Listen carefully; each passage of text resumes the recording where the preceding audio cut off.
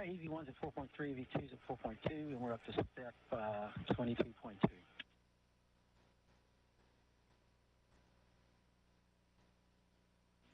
Houston copies.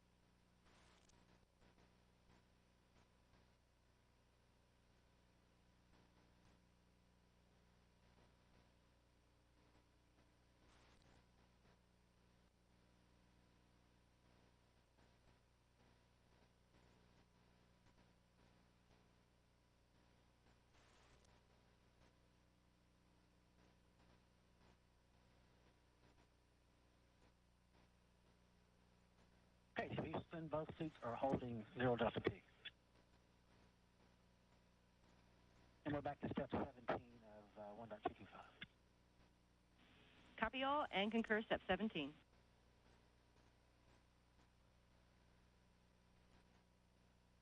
It looks like we're looked up to the point of taking EV1 out, putting the safer on, sticking him in the airlock.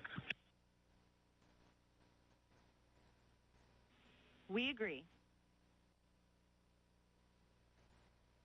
1 TCV going to 3.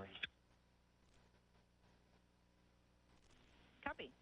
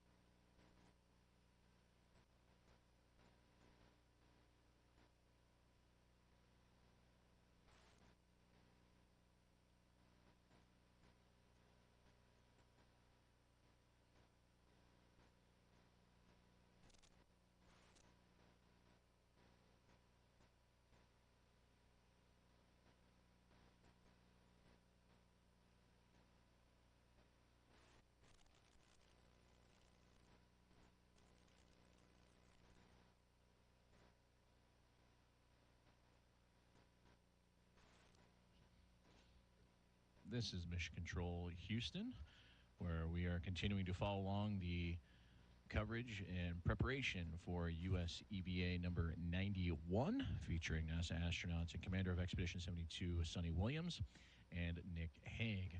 We just completed a handover period here inside of Mission Control in the ISS Flight Control Room as Flight Director Nicole McElroy and her Vista Flight team settled in for preparation.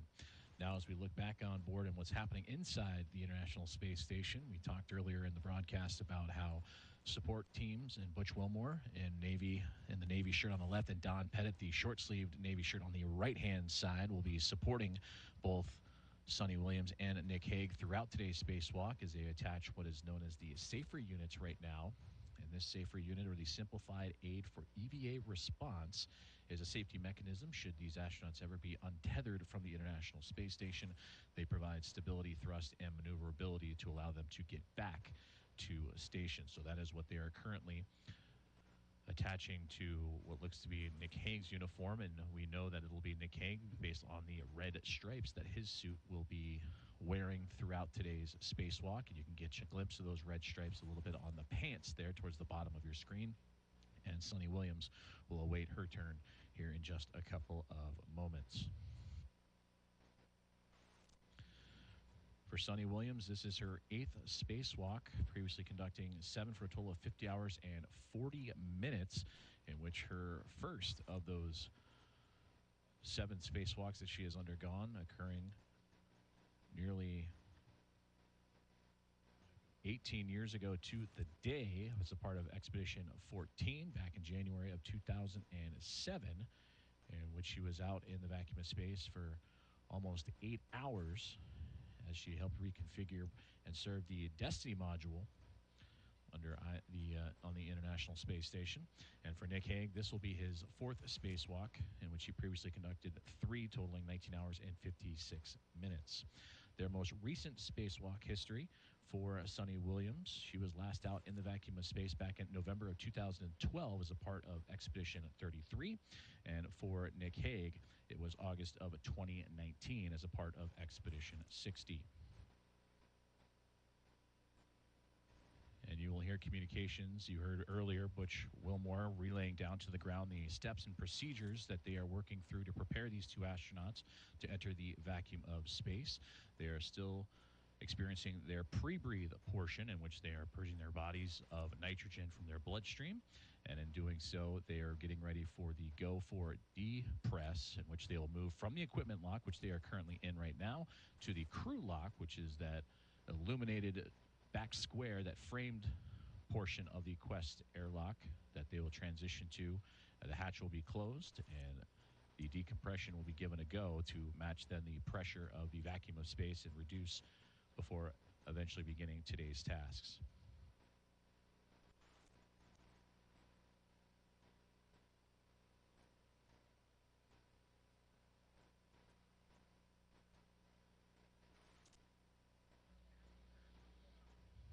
As the 2 continue preparations for today's spacewalk, the International Space Station traversing some 250 miles above the Pacific Ocean in orbital nighttime.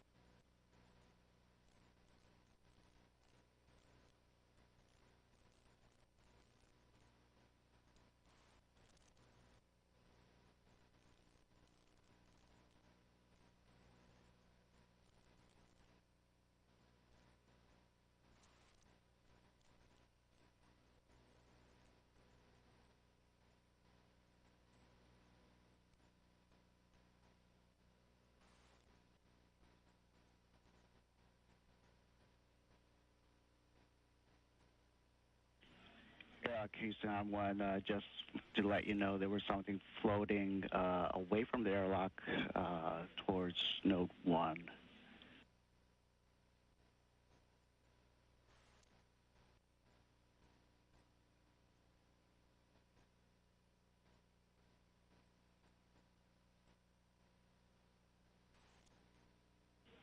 Probably towards the aft side of Node 1.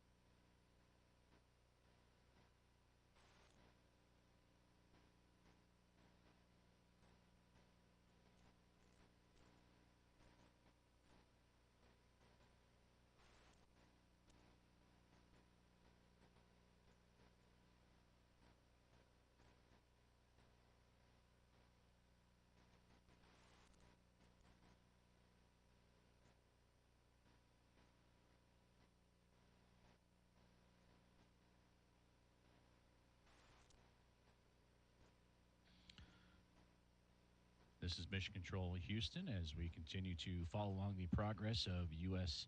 EVA 91 and the preparations for NASA astronauts Suni Williams and Nick Hague with their support teams on board the International Space Station, and Butch Wilmore and Don Pettit currently working on attaching the safer unit and making sure everything is A-OK on the suit of astronaut Nick Hague, whose backside you are seeing towards your field of view, and Suni Williams giving him a nice pat on the arm as Hague, in those red stripes on his suit today, makes his way into the crew lock.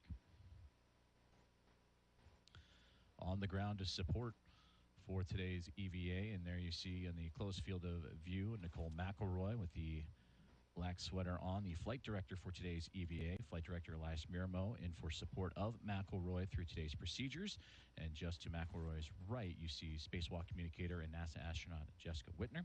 She will be communicating and relaying information to both Suni Williams and Nick Hague as the EVA continues to press along, and also Capcom Aki Hoshide, who actually went on 3 different spacewalks with Suni Williams in his career.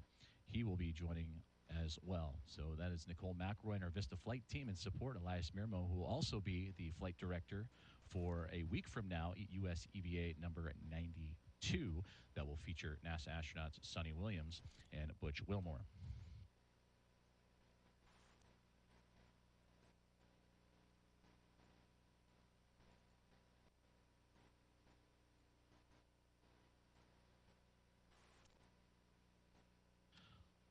Also supporting today's EVA, the spacewalk lead officer Farouk Sabur here inside of Mission Control. He will also be relaying the information and leading today's EVA procedures, relaying information to the spacewalk communicator and Capcom, as well as any updates and information to the flight directing team as the EVA unfolds today. And again, today's EVA, once they egress or exit the Quest airlock, and the crew lock will be approximately scheduled for 6.5 hours, taking on 4 key tasks, including the remove and replace of the rate gyro assembly, the remove and replace in patches of the neutron star interior composition explorer, or the NICER experiment, as well as the Harmony Zenith Planar reflector, and then preparing the alpha magnetic spectrometer patch panel for future upgrades. So now you can see inside the equipment lock and looking into the crew lock that Nick Hague is in position with those red stripes on his pants, both Don Pettit on the right, Butch Wilmore on the left. They are attaching the safer units onto the backside of the spacesuit for Expedition 72 Commander Suni Williams. The pre-breathe has been underway for about an hour and a half now, but the go for decompress on the horizon, a little north of 11 minutes from this moment.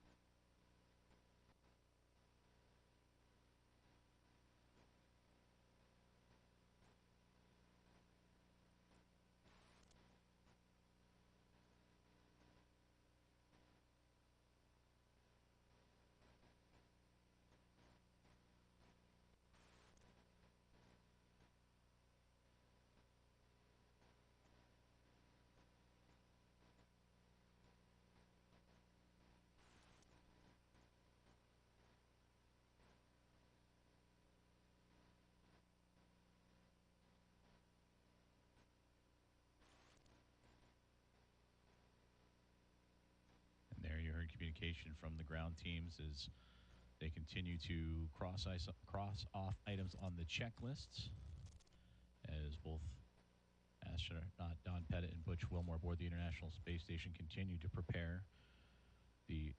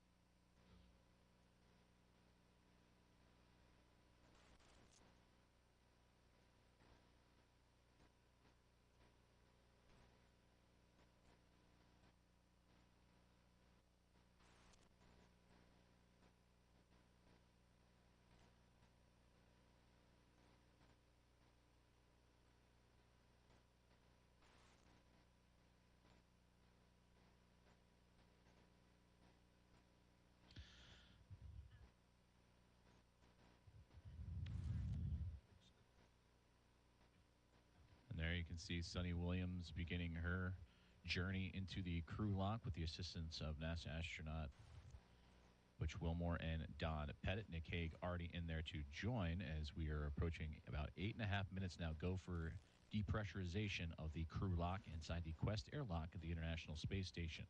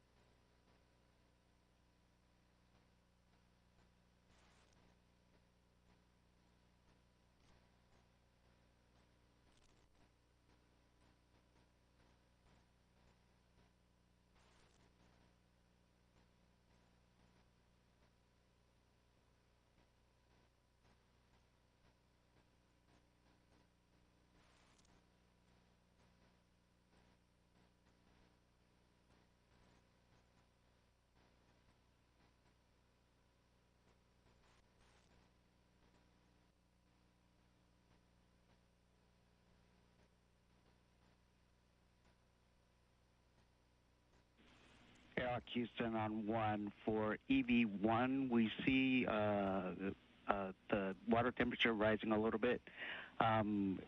Check for cooling, and if you are able, could you turn your TCV to 4 for a minute or two? And that is for EV1.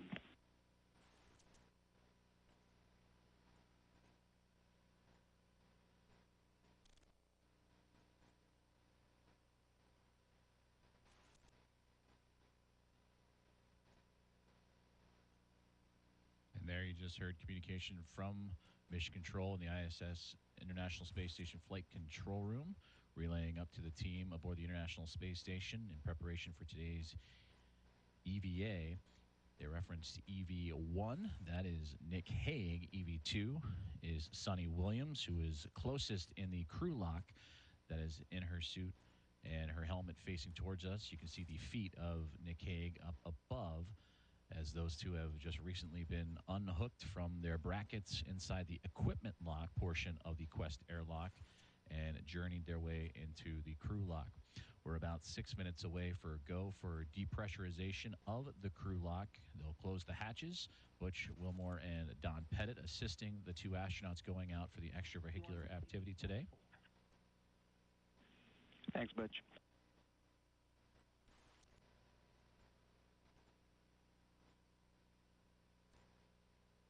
EV2 TCV going to 3.5. Copy.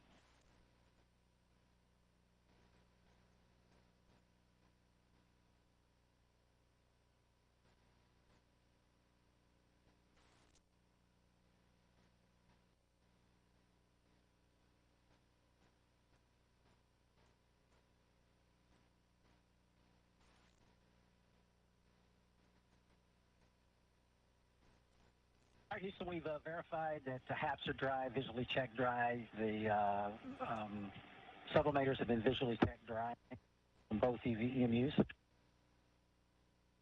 Door handles are down on the safers.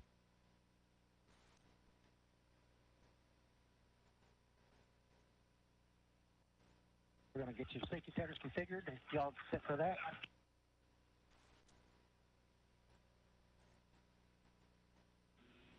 And Butch, we copy all. Thank you very much.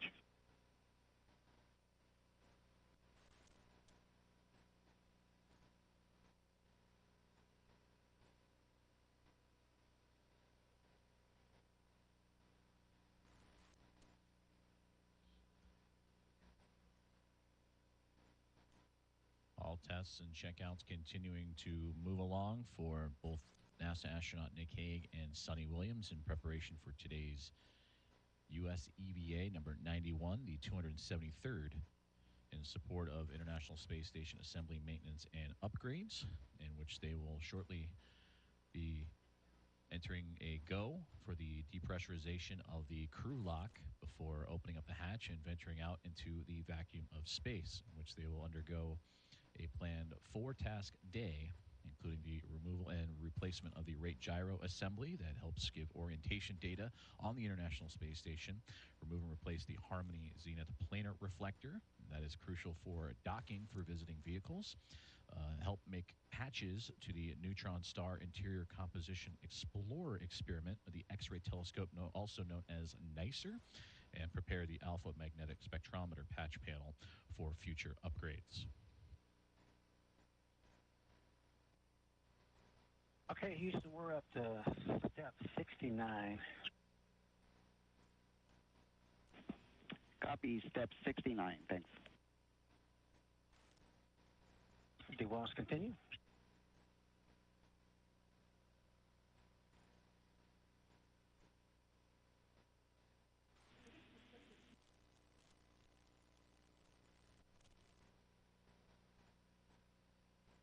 Houston, EV1 says he can go one notch colder on his TCV if you're not happy with his water temp.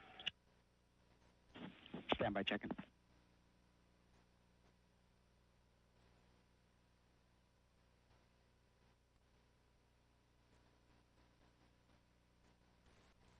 And Nick, it's currently at 5. 5. And Butch, thanks for the report. We are happy with EV1's water temp. He can adjust as required. And EV1 copy.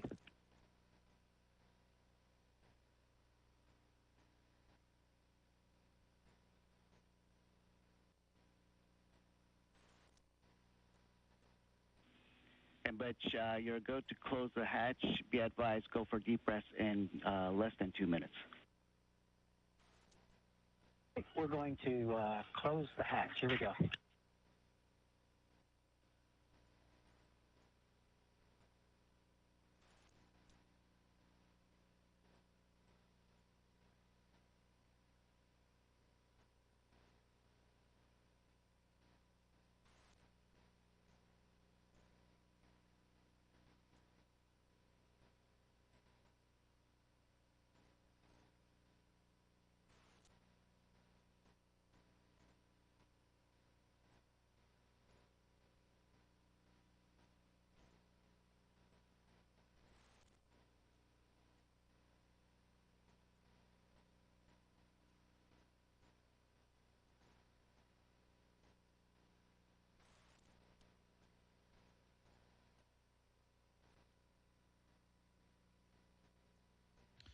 And there you saw and heard the call-outs for the hatch.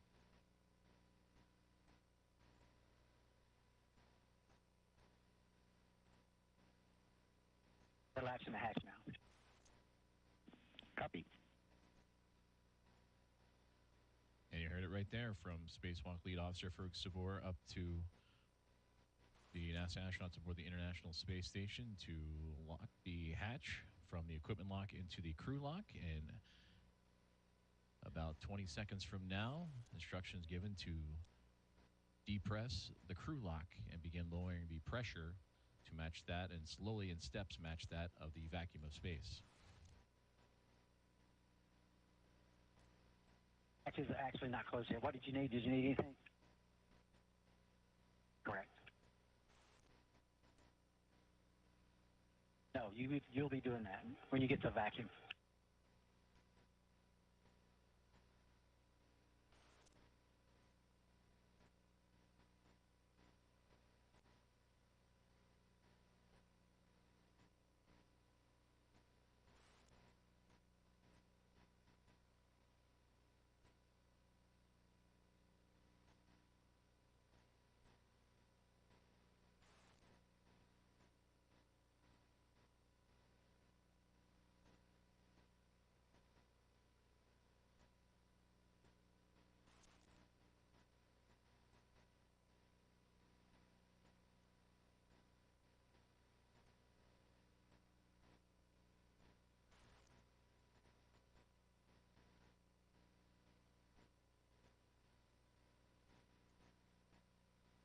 Put my bag on the other side. Okay. Drives me a little crazy over here. Yeah. Comfortable to do what you need to do, Yeah. and then when we have to open the hatch, we'll shift around a little bit. Yep. I just want to get it out of my way over here. Got it. Thought I could just push it, but it's coming back as usual. Yeah. And airlock Houston on 1, be advised, EV crew are both hot mic'd at this point. Okay, copy that. Got your hot mic. All right, we're hot mic. Copy that. Morning, Houston. Good morning, Houston. Good morning, Nick and Suni. We'll be happy to.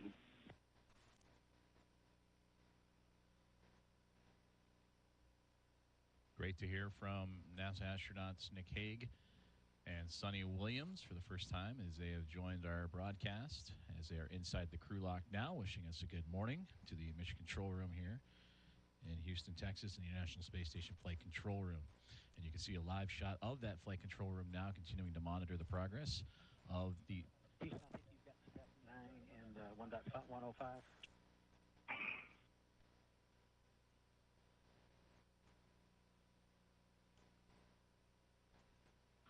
And Butch, confirm step 77 is complete? That's correct, 76 and 77. Okay, copy that.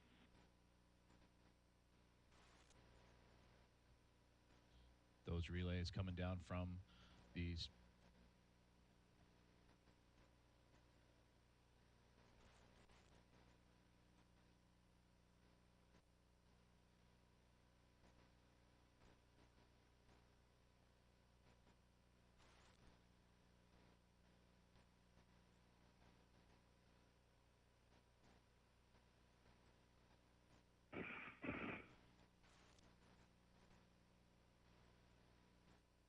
Those relays coming down from the ground team here inside Mission Control Houston. Let's start when you're ready for step 82. Say it again?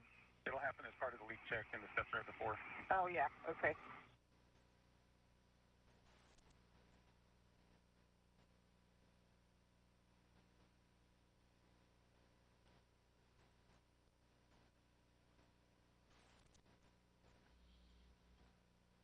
Checkouts continue to move along for today's EVA procedures as NASA astronauts Suni Williams and Nick Hague are inside the crew lock, which is just on the other side of that hatch that you see from your field of view.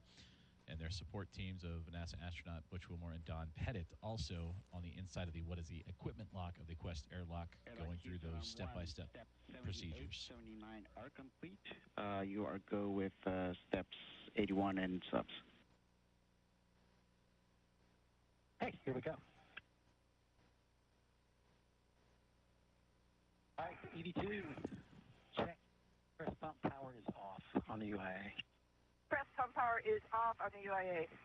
Try the depress pump enabled LED is on. Enabled light is on.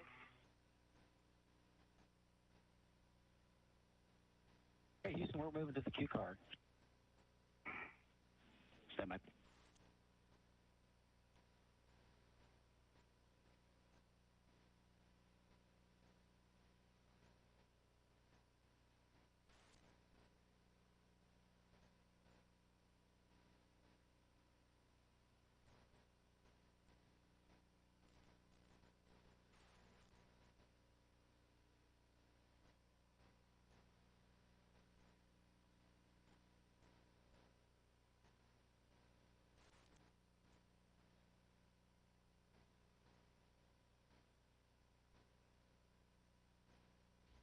We are now waiting the go-no-go from the ground as teams here in Houston, as well as up. Houston, you said stand by for the depress repress Q card, correct?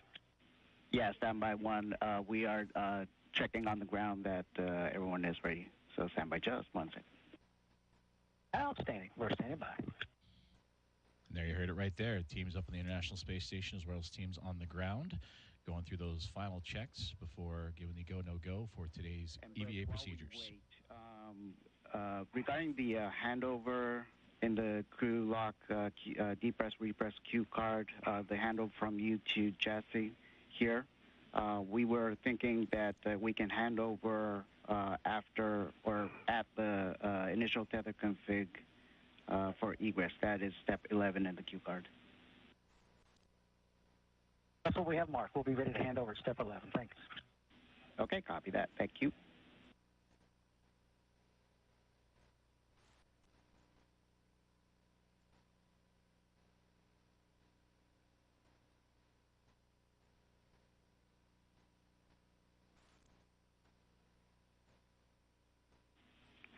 and airlock Houston.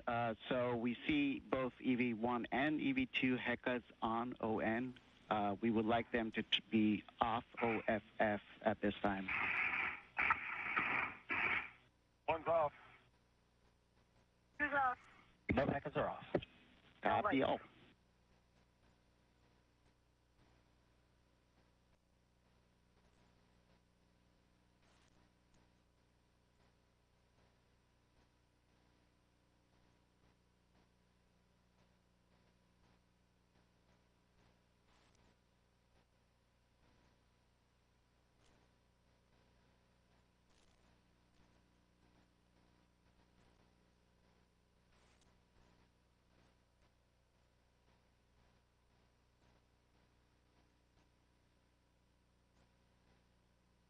This is Mission Control Houston, where you see NASA Flight Director Nicole McElroy on the near side of your screen, alongside with Flight Director Elias Miramo for support, going through those final checks for today's EVA procedures.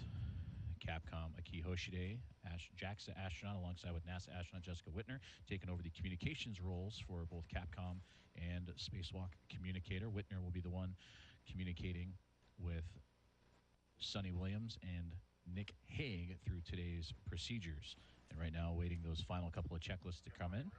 Oh, yeah, plenty of room. How about you? Yep, doing good. You can even move over a little bit forward. No, you're going to be throwing switches. I'm just back here. So I've got plenty of room to grab my workstation and do what I need to do. Yeah. And that was Nick Hague and Suni Williams talking together. They're right now inside the crew lock, awaiting for the official go to start depressurization of the crew lock to match the pressure that is inside to that of the vacuum of space. And we'll be hearing a lot from them as they work through today's planned spacewalk procedures.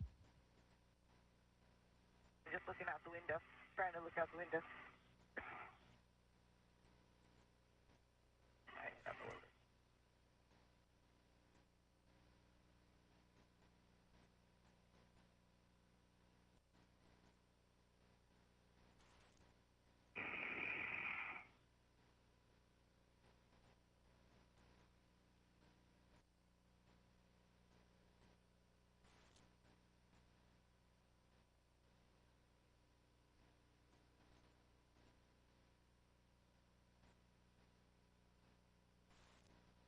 Yeah, shockingly enough, I think we caught up to the timeline, and I think we're just waiting on everything to get squared away down there, so maybe a few more minutes. Okay, Butch. Thank you. You guys did an awesome job getting this stuff in here. Yep. Airlock Houston, we are go for the crew lock depress repress Q card. Okay, pick it up, step one of the depress Q card. All right, EV2 on the UIA. Switch the depress pump power to on. We're going to wait 10 seconds. Okay, on the UIA, depress pump power coming on.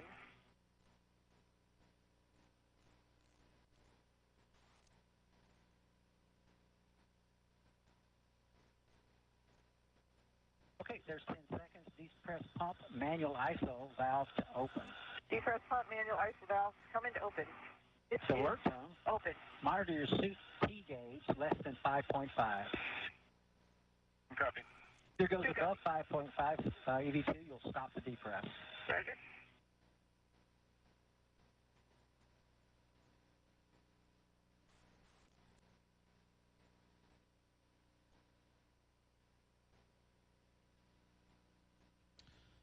So there you heard the go and command given to begin the depress of the crew lock, and we will monitor that as the air pressure inside the crew lock will then be lowered to match that of what will be the vacuum of space for NASA astronauts Nick Hague and Suni Williams.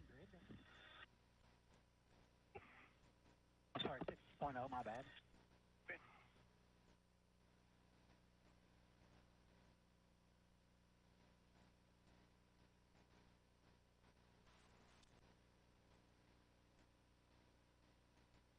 I'm right at about 5 for my CC.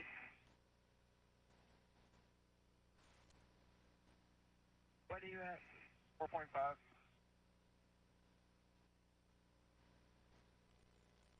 CRVs? Yeah, and it's climbing a little bit. Yep. It's 12 psi. Roger.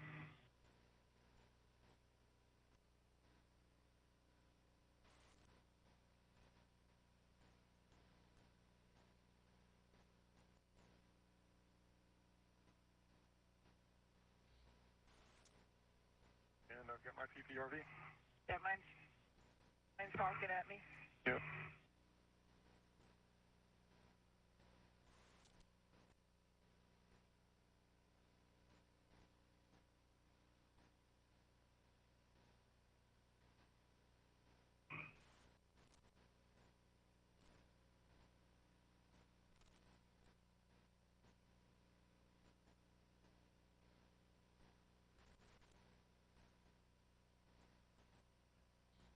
Ten point eight psi. Copy. The same.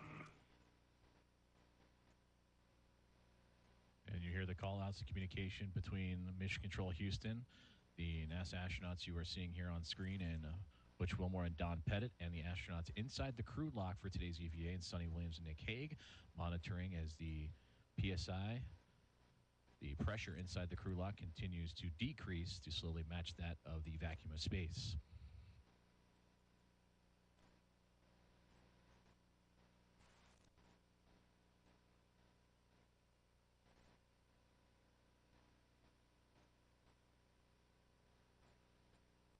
Ten psi.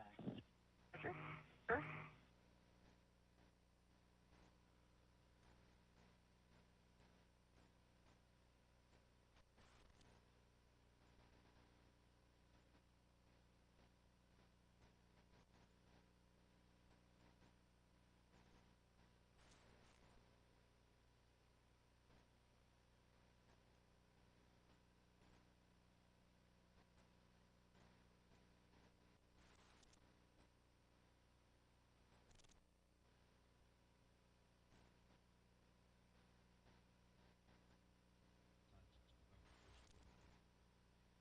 Depressurization of the crew lock continuing to fall to match that of the vacuum of space, being monitored by Don Pettit and Butch Wilmore inside the International Space Station as their spacewalk support systems for Nick Hague and Sonny Williams.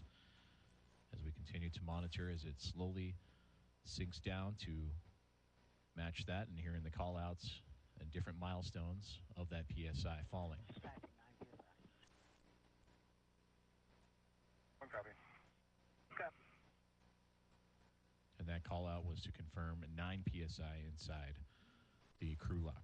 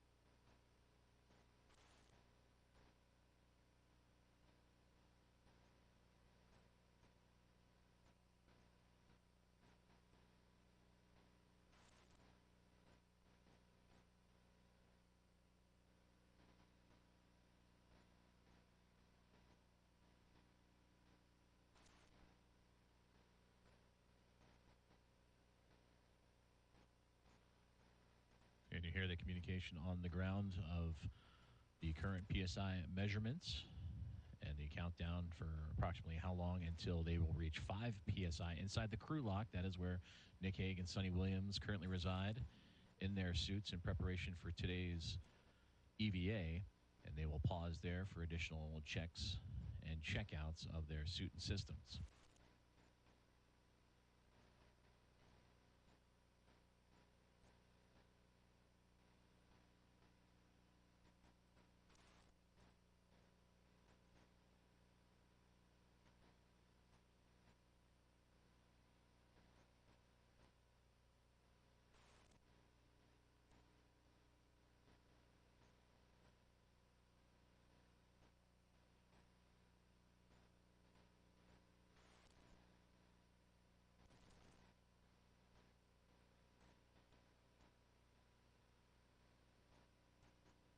All right, 7 PSI. 2 reminders, again, expect an alert tone at 6.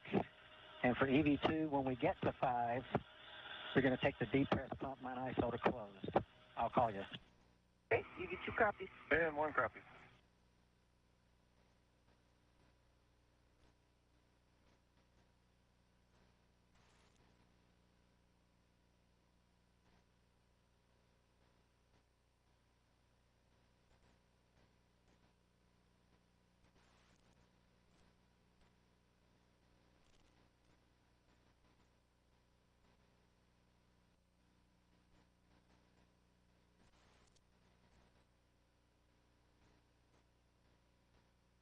This is Mission Control Houston as we continue to follow along the depressurization of the crew lock inside the Quest airlock of the International Space Station, where through that hatchway is NASA astronauts Suni Williams and Nick Hague, getting ready to venture out into the vacuum of space after a few more systems checks along the way. Butch Wilmore and Don Pettit, their support systems, you see inside the equipment lock, monitoring the falling PSI as it approaches 5 PSI, which they will pause for final communications and systems checks before eventually giving the go to continue, in which Nick and Suni would then open up the hatch, switch over to internal battery power, which would officially mark the start of today's EVA.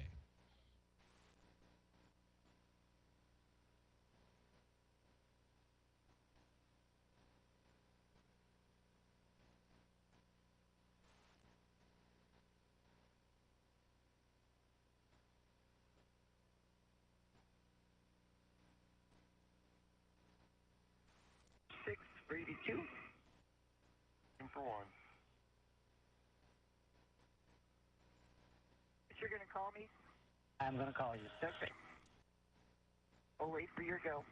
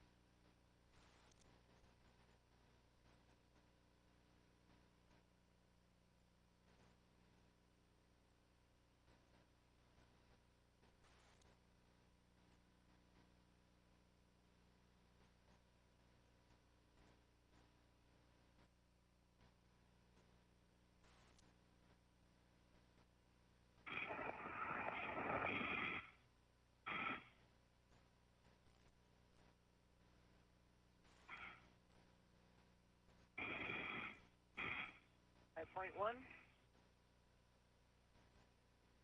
right, that's close enough. EV2, depress pump mine ISO to close.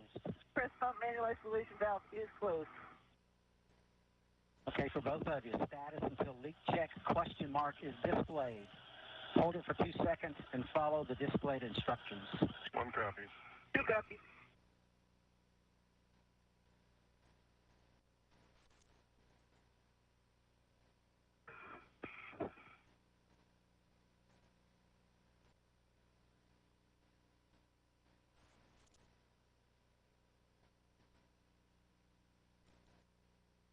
And there you heard confirmation, a good hold at 5 PSI, and that's where astronauts Nick Hague and Suni Williams will undergo those final checks of communications and systems, relay that with their support team, which you see in Butch Wilmore and Don Pettit inside the equipment lock.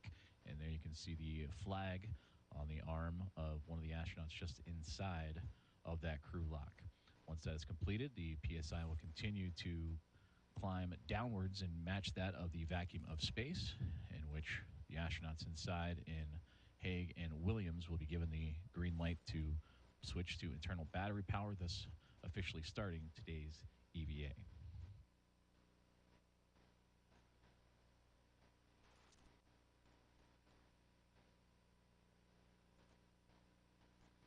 Complete on 1. We check complete on 2. Outstanding. So check your O2 actuators in EVA. Okay.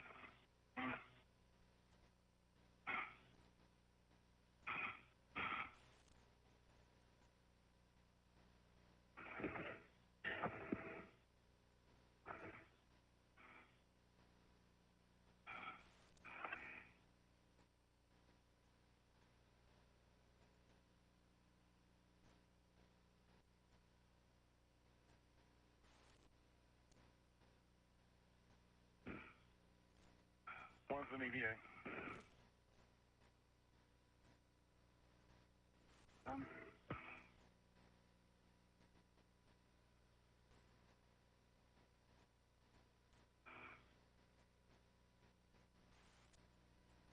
An EVA, let me just double check. EVA. Let's say it, right? It'll say it. Yep. So EV2 is an EVA.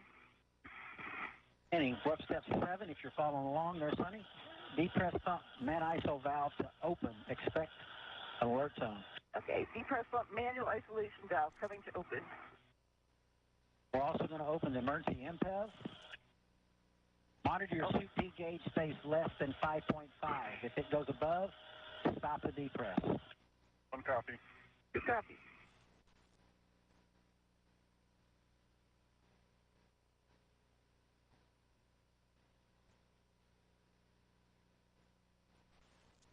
All right, Sonny, heads up. Not now, but when we get to 2 PSI, you will close the depress pump man ISO valve. Okay. And I'll give you a call. Roger that.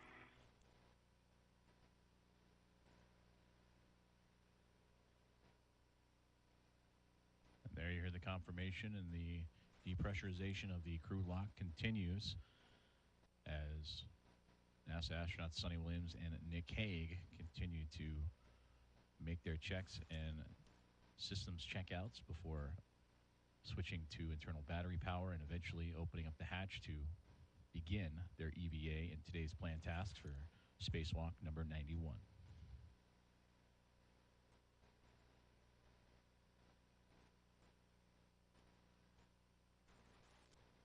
Four PSI.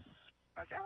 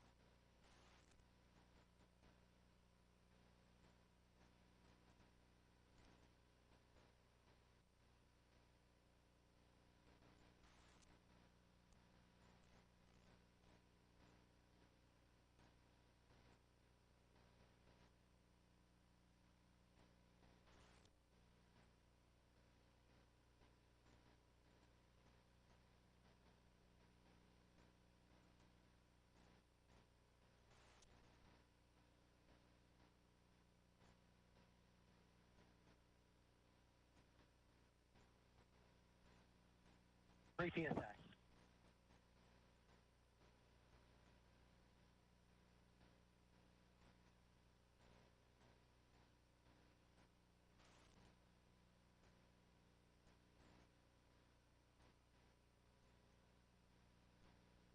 NASA astronauts Butch Wilmore and Don Pettit in your field of view, continuing to monitor the falling PSI inside the crew lock, which is just behind them, which currently holds NASA astronauts Suni Williams and Nick Hague in preparation for today's EVA.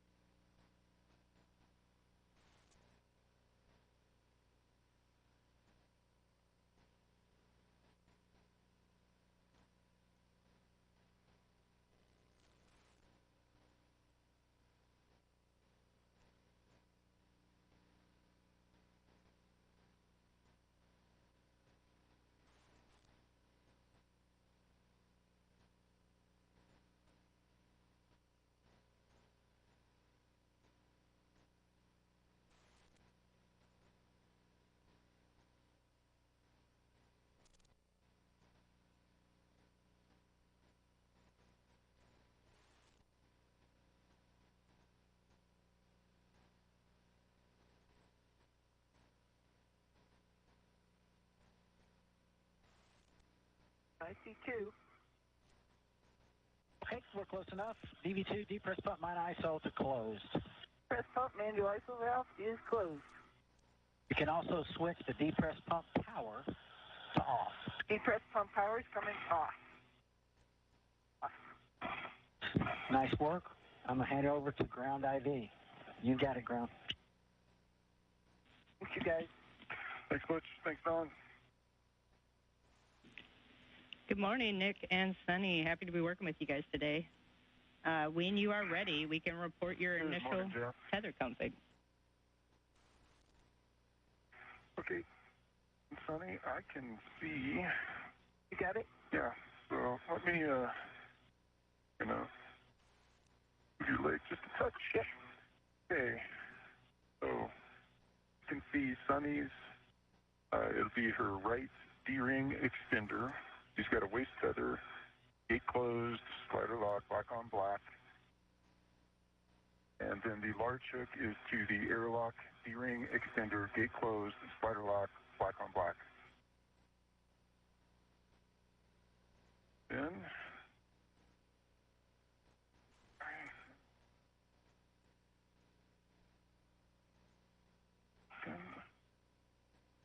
What are you looking for? the tether pack. That's me. Tether pack is down by by your shoulder a little bit. Yeah. There we go. Okay. How many are you starting from me? Yep. There. So I can see on her left D-ring extender, you've got red hook, gate closed, slider lock, black on black. Goes to the red reel. The reel is unlocked. The green hook is on the red reel in the unlocked position. The yellow hook goes to the green reel. Gate closed, slider lock, black on black. Green reel is an unlock. Her anchor hook is gate closed, slider lock, black on black. My waist tether on my right side. My waist tether, large hook, gate closed, slider lock, black on black. That goes to my right D-ring extender, gate closed, slider lock, black on black. My tether anchor, or red hook, is on that same D-ring extender, gate closed, slider lock, black on black. To my red reel is unlocked. Green hook is on my red reel in the unlock. The yellow hook from the red reel goes to my green reel, gate closed, slider lock, black on black. And my anchor hook is on the workstation. I think we've got one more waist tether on you, Sonny, to confirm. Waist tether is connected to my D-ring on my left side, and then it is connected to my mini workstation on the T-bar. Yeah, and I can see that it is gate closed, slider lock, black on black to your D-ring. Roger.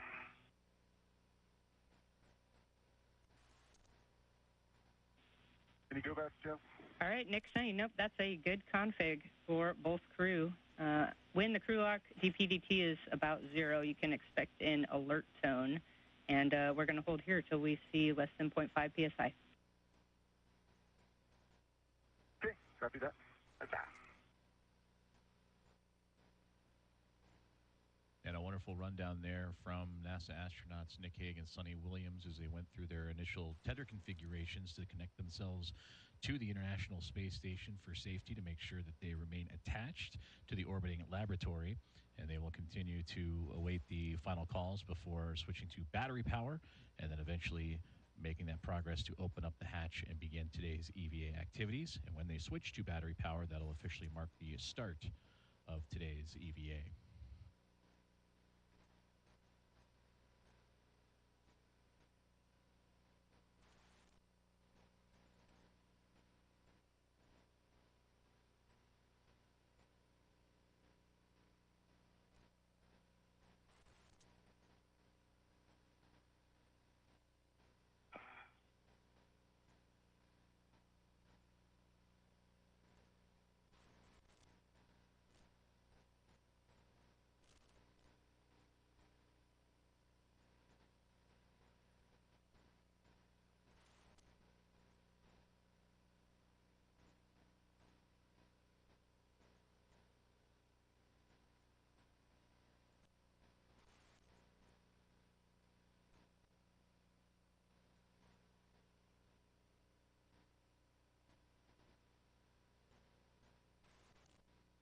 second on the gauge?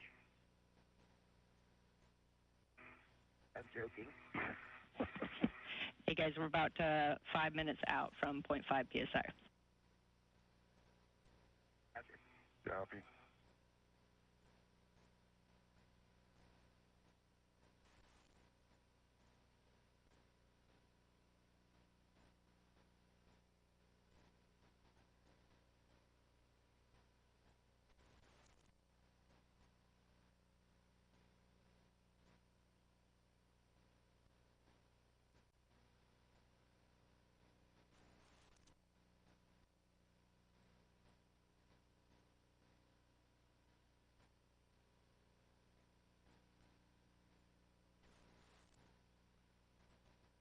This is Mission Control Houston as we continue to monitor the decompression of the crew lock inside the Quest airlock of the International Space Station, in which NASA astronauts Nick Hague and Suni Williams, EV1 and EV2 respectively, titled for today's U.S. spacewalk. They're continuing to monitor the progress and that depressurization, of the crew lock, which is just beyond that hatch, in which you are seeing the support crew inside the space station, NASA astronauts Butch Wilmore and Don Pettit, and the equipment lock continuing to clean up as they await the final instructions from the team here in Mission Control Houston.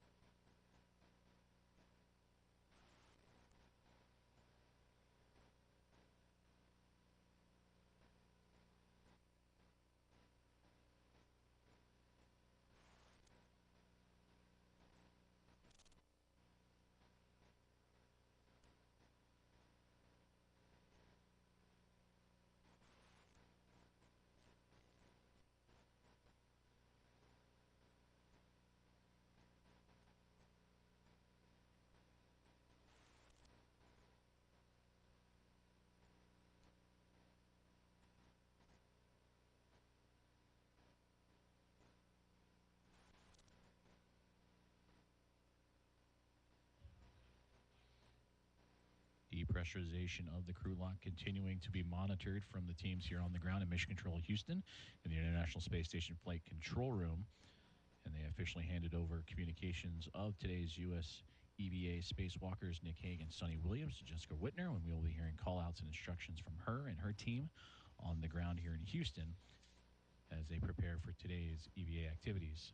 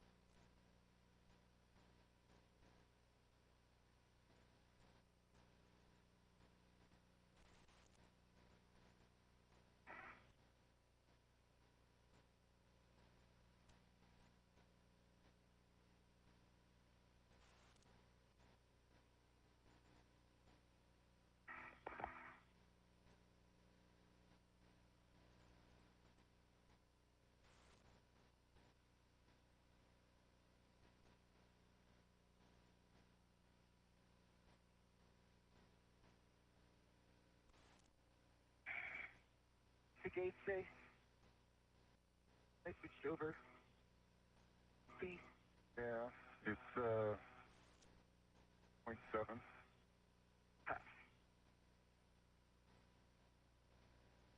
Whole exponential decay thing. Yep. Exactly.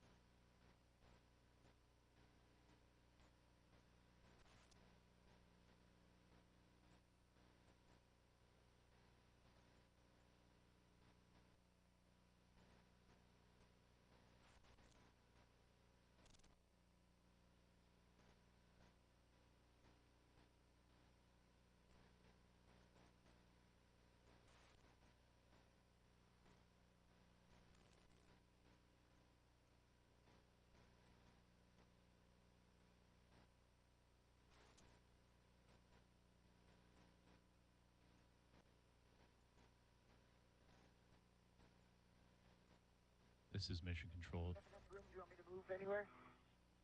We're good for now. Okay. We'll need to jostle around to get the SCUs off. Yep. Then once we're in a good position, I'll get stuff to do so I can stop the hatch.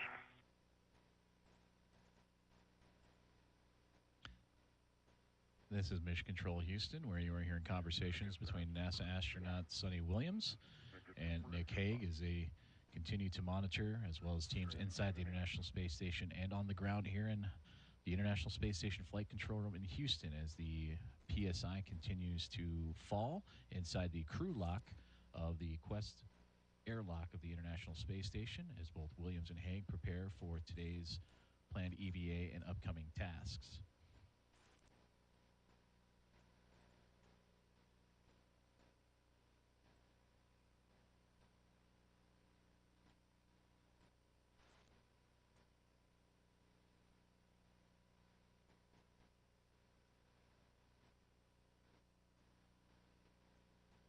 Right at 0.5 on the gauge. Okay. For Houston, go.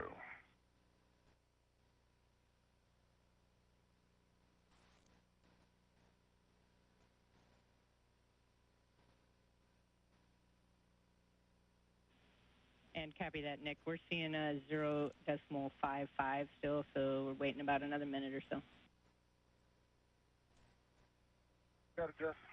Thanks. All right, that man, is it daylight or nighttime out there? I go with daylight.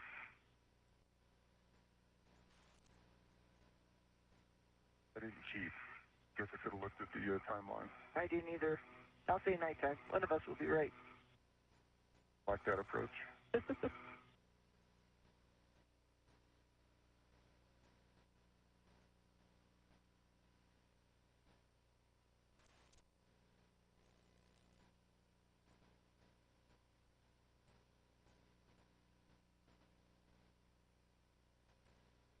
And there you heard the call out that the teams on the ground are go for hatch open. All right, Nick, Suni.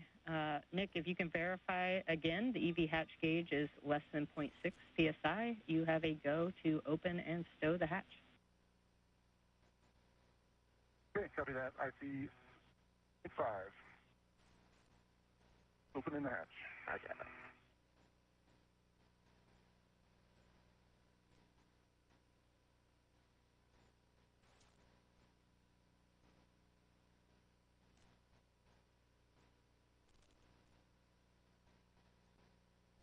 Oh, you won. You're right. You're right. Nice. Back up a little bit. Yep.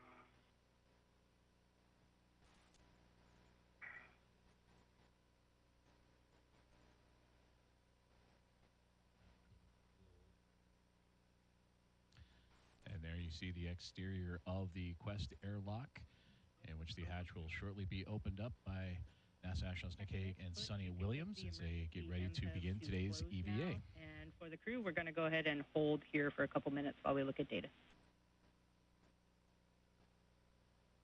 Copy. Holding.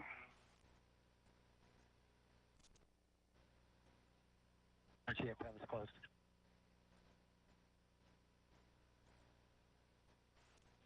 And copy that, Butch.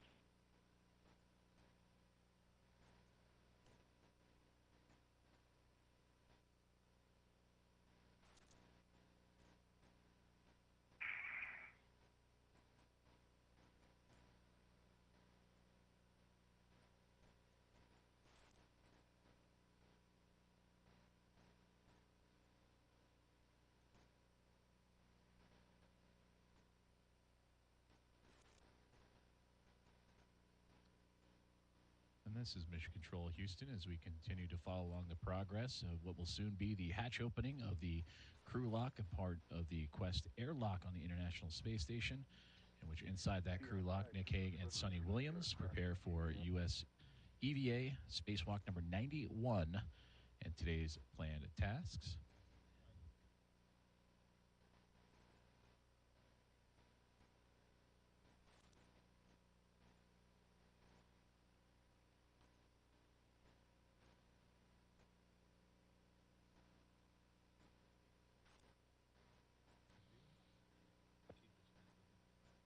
We're currently experiencing a temporary loss of video feeds from the International Space Station, but as expected, and we will have those views from just outside the Quest airlock shortly. As you heard the calls on the ground, good to proceed and continue on with today's EVA as Nick Hague and Suni Williams. For Hague, anticipating the beginning of his 4th spacewalk, and for Suni Williams, this will be her 8th.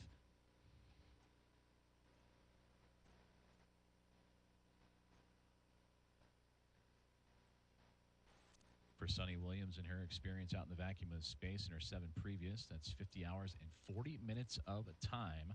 And for Nick Hague, we mentioned it'll be his 4th coming up here and momentarily to add to his total of 19 hours and 56 minutes. So we are go for the EVA. When you are ready, both of you can take your switch power to BAT, and you will stagger switch throws. Expect a warning tone. Okay, here goes mine. In bat? Yep. One's in bat. Okay. 82's in bat. Back to the functional display. I do too. Copy functional displays. Suni, on the UIA, you can switch power EV1 and 2, 2 switches to off. EV1 power coming off. LED is off. EV2 power coming off. LED is off. Copy. Copy, that's good checks. And expected H2O is off message. Yep. Copy for both of you now. You can disconnect your SCU from your DCM and install your DCM cover. Okay, copy. And remember the holes before you remove it after you unlock it. Verify.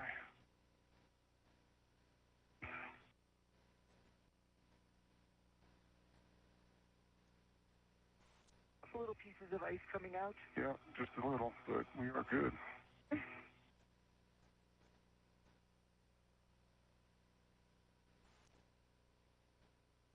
Cam cover is coming on. One in the SCU.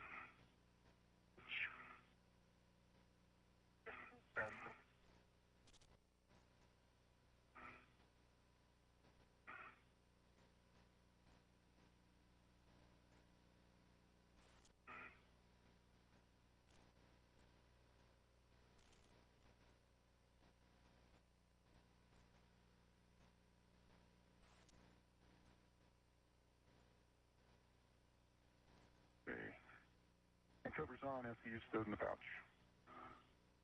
Cover's on, SCU almost in the pouch. Pouch. You have to move that around a little bit.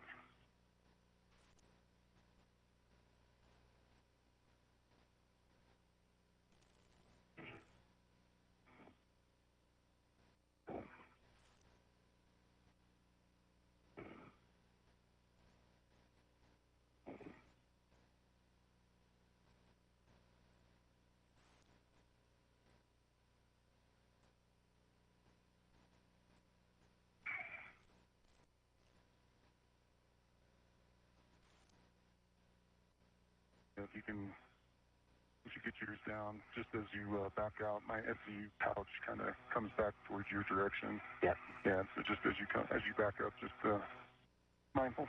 Yep. Two.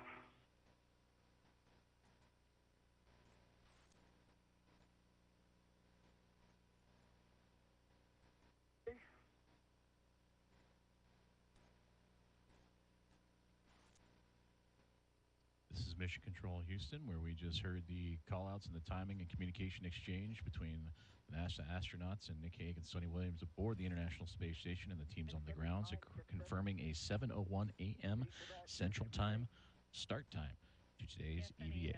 If both SUs are stowed in their pouches now, you can check the depressed pump man ISO valve is closed.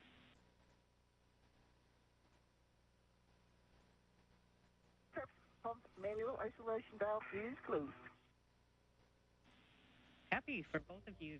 And again, to confirm that the official start time for today's EVA after that communications exchange we just heard, 7:01 a.m. Central Time, 8:01 a.m. Eastern, to begin U.S. spacewalk number 91.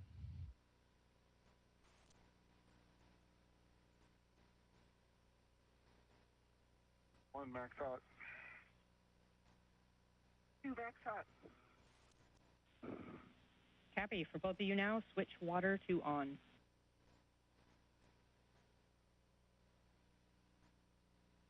One, water on. Two, water on. Cappy, check DCM blank, bite off. One, blank, bite off. Two, blank, bite off. Great. So now you can take your TCB as desired and just report your setting.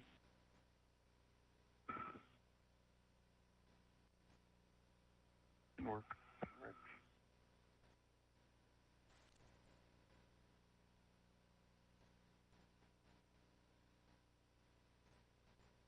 V1, setting a 4. V2, 4. Cappy, for both of you, just report all subsequent TCB changes to us, and please report your suit P gauge now.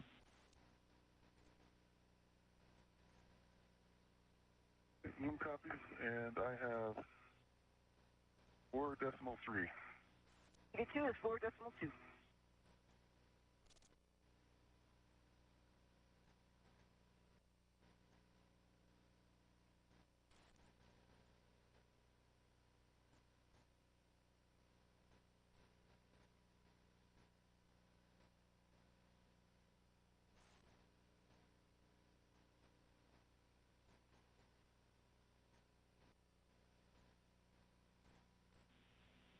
All right, we are good to go down here. So we'll set your visors as required. You guys are going to be exiting into the day. It's about 7 minutes until sunset.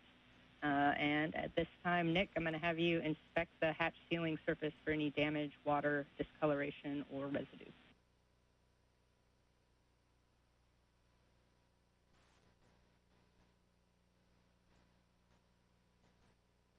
There is nothing apparent on the hatch ceiling surface. Looks normal.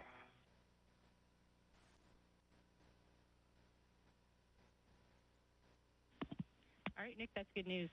You can now open the hatch thermal cover. You're going to unhook that strap, move the thermal cover open, and then cinch the strap snug till 6 lines visible.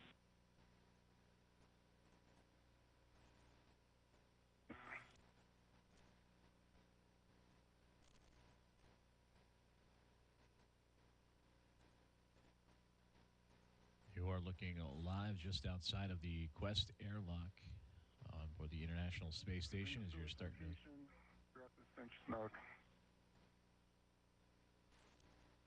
As you're starting to see movement of the hatch opening as NASA astronauts Nick Hague and Suni Williams, now 7.5 minutes into today's EVA, will open things up as you see there and get ready to traverse out into the vacuum of space. You're going to be attaching your anchor hook to forward and Suni's to aft.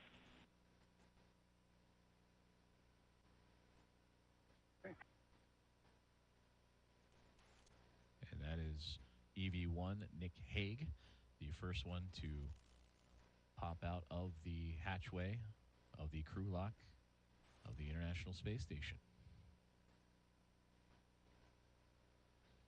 And at the time, the International Space Station currently flying some 250 miles over Turkmenistan and about to enter an orbital nighttime period.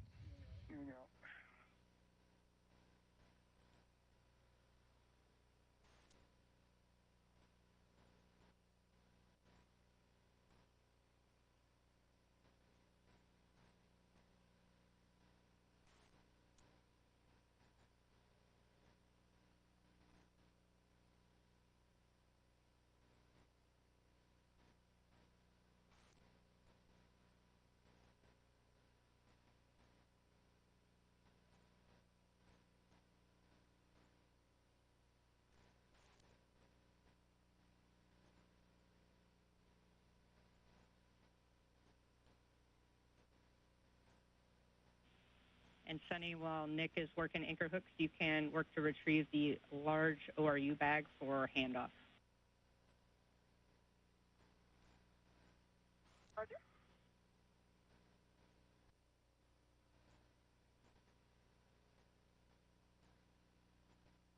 Yes, you want to come toward the center. Roger.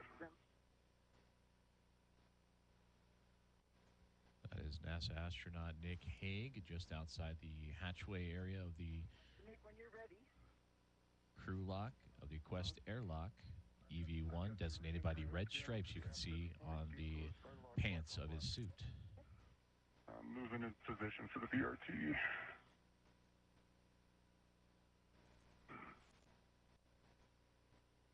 That's good. If you just hold it right there. Yep. Get a hook on it.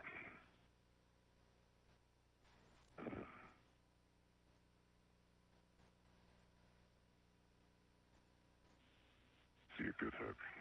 And Nick, Releasing the airlock hook. Nick, just jumping in. We want to make sure that I see you come back in. reels are unlocked. You back.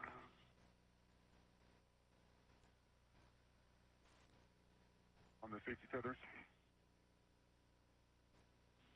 Yeah, A-firm Nick. I'm locked on my red.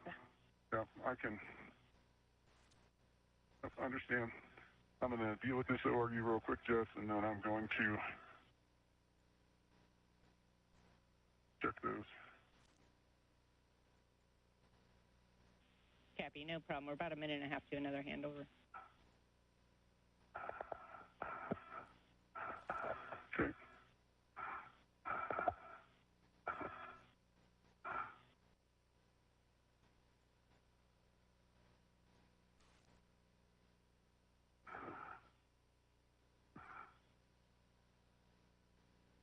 Okay. It's in a decent spot. Reels. Got mine floating right in front of me. I see 2 reels unlocked. And here's, I see a green reel unlocked and a red reel unlocked. All 4 reels are unlocked. Oh, yeah, I'm going to get out of your way. Cappy, good check. My legs are going to... I'm coming out. Okay. Your tether is right in front of you. Okay. And I have my RT tether on the lock bag. Okay. Right now. Tethers are tended nice right directly in front of you, so clear your legs. What is there? You're good. Safety tethers are just strung out in front of you towards your tether point. You're good.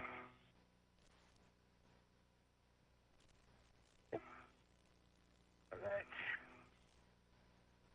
Go. The lock bag is coming out. It is on the RT tether. Okay.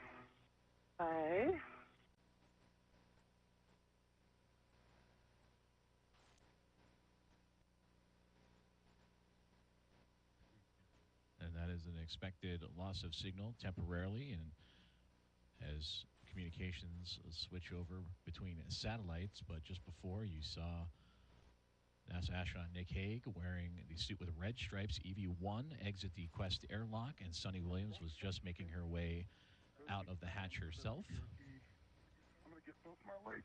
And this is a live look inside of Mission Control Center in Houston, the ISS Flight Control Room, as they continue to monitor the egress or exit of the Quest airlock and crew lock of the International Space Station for these two astronauts. Nick, Suni, we're back with you after the handover. I think Nick's working large ORU bag on his BRT, and Suni, you're going to get crew lock bag number 1 for yourself. Yeah, just to bring you up to speed, I've got the large ORU bag on my BRT. Suni has the crew lock bag red on her BRT red, and she just put on a BRT, so yep, kind of outside and cleaned up.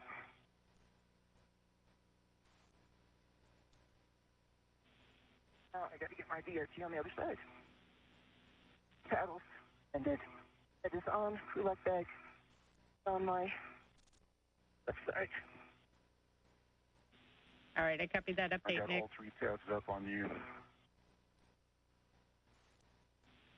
And Nick, if you got a second before you close the thermal cover there, we're looking for a visual inspection of the thermal cover for any water discoloration or residue as well. Yeah, and I didn't see anything. You see anything on your side, I Suni? don't see anything on my side. Yeah, and even on the surface where the thermal cover adheres to on the bottom of the airlock, I don't see anything. Me neither. Okay, copy. We're go to continue. You can close the thermal cover when you're ready, and then both of you can take your HECAs to on.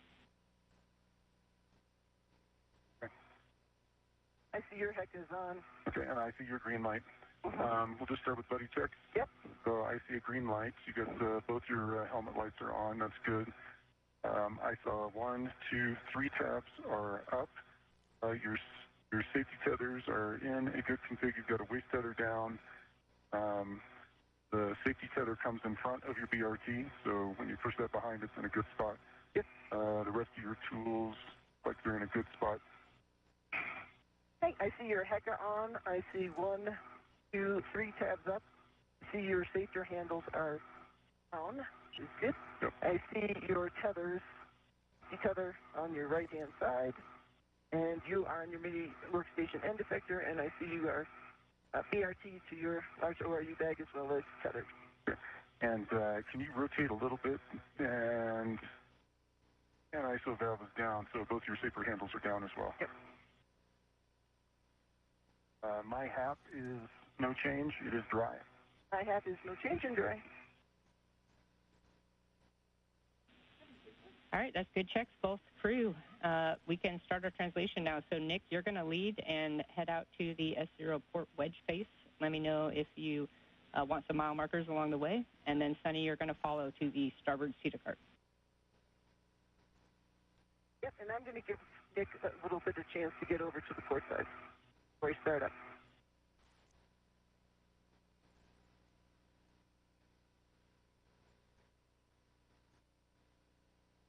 There you heard great communication between NASA astronauts Nick Hague and Suni Williams as they have exited the Quest airlock and did buddy checks to make sure everything was A-OK before beginning their motions to move across the International Space Station and begin their first planned task of the day, the remove and replace of the rate gyro assembly unit number 2 that helps provide orientation data on the International Space Station. From this field of view, Nick Hague, you can see lightly those red stripes on the top of his backpack. He will be in the now top left part of the screen, and Suni Williams right behind him. She is in the unmarked spacesuit for today's EVA.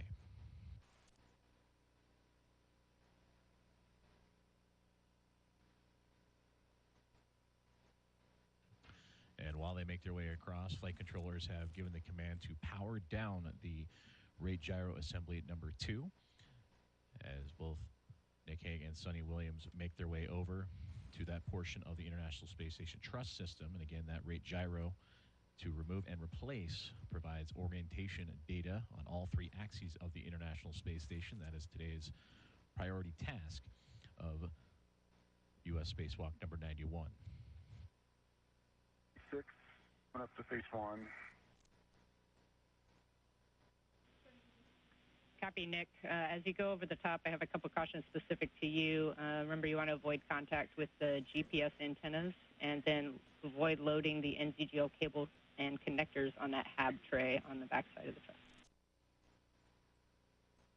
Okay. Understand all.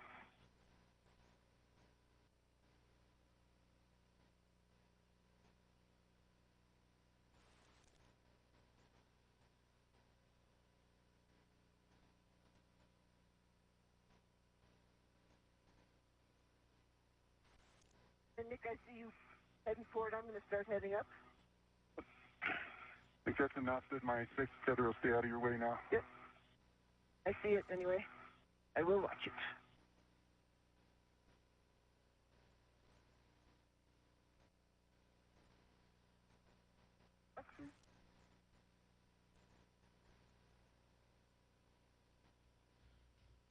We are approaching 19 minutes into today's EVA activities as NASA astronauts Nick Hague and Suni Williams continue to communicate as they make their way over to the first task of the EVA, which is to remove and replace the rate gyro assembly unit number 2 that has been given the command to be powered down in anticipation of this remove and replace.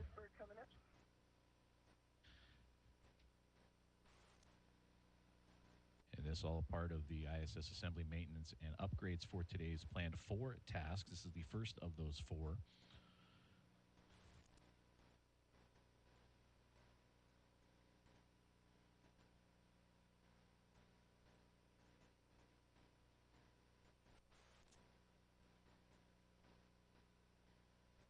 That is astronaut Nick Hague in the red stripes moving into position. That's Suni Williams closely following behind as the International Space Station currently in an orbital nighttime.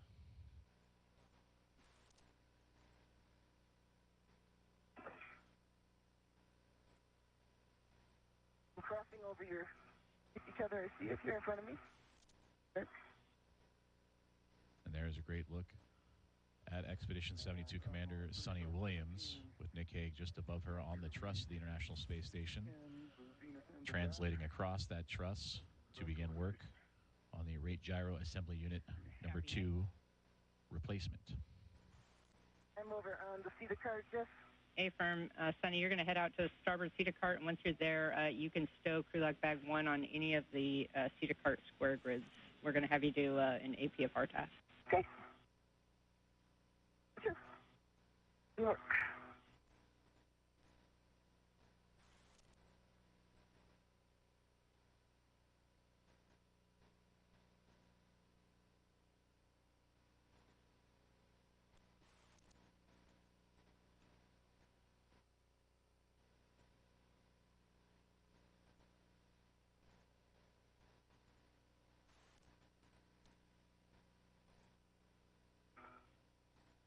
Hey, Jeff, I'm at 3519 for the location. Awesome. Yep, you're going to stow one end of your mini workstation RET on that handrail for the failed RGA, and then you can continue moving down. You want to avoid contact with that S0 aft-face radiator as well.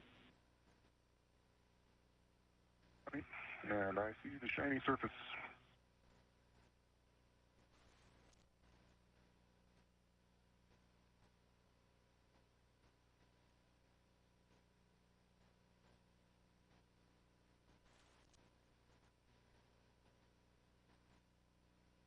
Got a good hook down on 3519 with one end of the RET.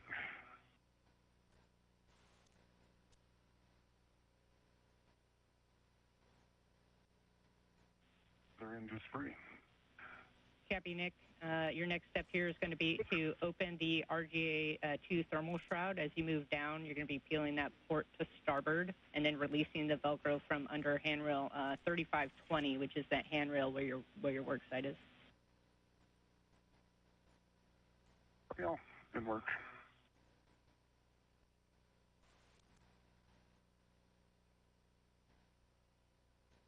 Hey, getting the lock bag is connected. I'm just getting it off of me. Copy, Suni. Let me know when you're ready for words for the APFR relocate. Hey, I'm ready for words. Okay, you're going to relocate the APFR from the WIFX that's currently in WIF 1, and you're just moving the APFR only to WIF 4. Okay. Got a tether on it. Copy. So just the APFR WIF 4, which is the one on the top. Wait. That's the one in the middle. WIF 4 is going to be the one on the top it's actually going to be port side of the starboard pseudocart. Yep. Port and hop up. Yeah, A-firm. That's a good read back. And then you're looking for a clocking of 3, and then I have the other settings for you when you're ready. Clocking of 3. 23 and a half minutes into today's EVA, you're seeing Suni Williams adjusting the portable foot restraint systems in preparation for today's first task of US EVA number 91, the removal and replacement of rate gyro assembly number 2. For Suni Williams, this is EVA, her 8th spacewalk into the vacuum of space, nearly more than 18 years after her first. As for Nick Hague, this is his 4th, and he will be seen in red stripes on his suit, his first since August of 2019. No. Okay. Net handrail 3520.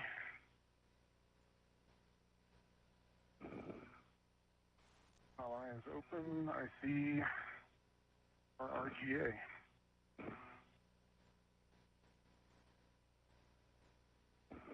Going to work on Tim stowing our RU bag. Yeah, copy, Nick, that you're down there at 3520. You can attach the other end of that pre-staged RET to the failed RGA now and get that off your mini workstation.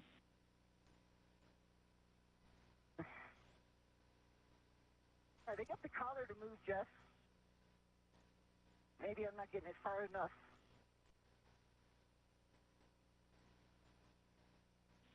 Copy, Sunny. You're getting the collar to move, but just to understand, you're not able to pull the APFR out, like the paddles aren't depressing. Yeah. I think I have to get to the black line to the yellow line. Wait.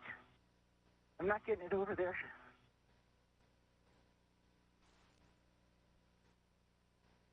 Just is not allowing the paddles to be depressed.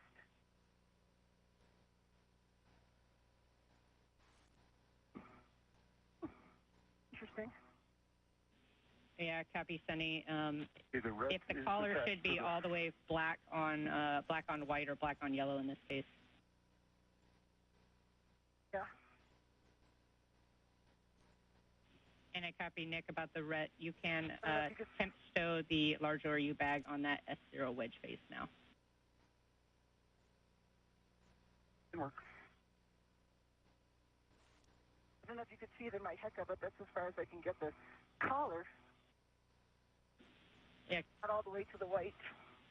Copy, Sunny. Actually, it looks like we might have bumped the HECA there, so if you could turn that back on, we'll see what you're looking at.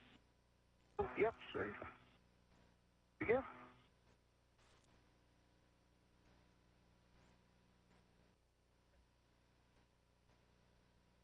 You back with me? You there? We're back with you. Sunny? Okay. This is NASA astronaut Suni Williams configuring a portable foot restraint outside of the International Space Station in preparation for today's first task of U.S. spacewalk number 91. We heard earlier on the comms that her partner in this EVA, Nick Hague, has reached the rate gyro assembly, which will be removed and replaced, and that provides orientation data on all 3 axes of the International Space Station.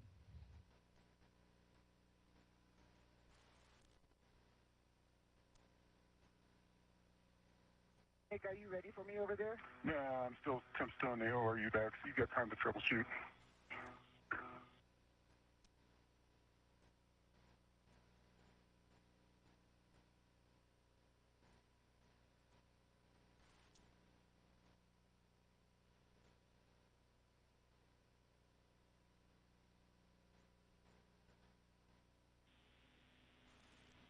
Yeah, Sunny, we don't have a whole lot of good workarounds here, but the feedback that I'm getting is just trying to get that collar rotated all the way. And like I see you going back and forth on the collar as well, trying to get it loosened up. And then just making sure with the WIFX also kind of moving with you a little bit, that we're staying as perpendicular to it as we can as we're pulling out. Yeah, if I can get the paddles, I'll definitely do that, but I don't know if I can that collar all the way over to the white. Yeah, we copy. It's right to the edge.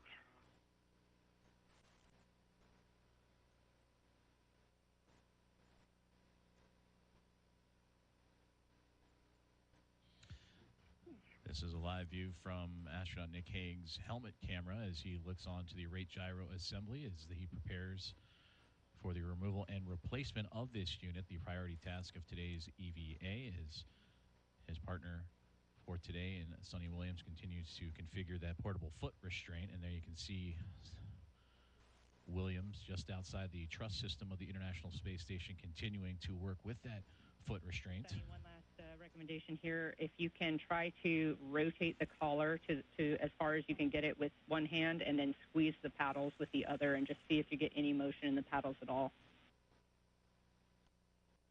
Yeah, I don't get any motion at all.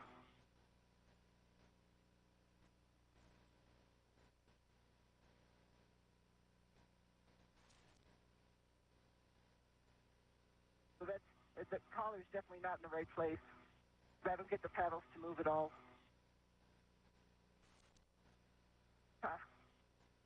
And just TCV of 5. Copy, Nick, TCV 5.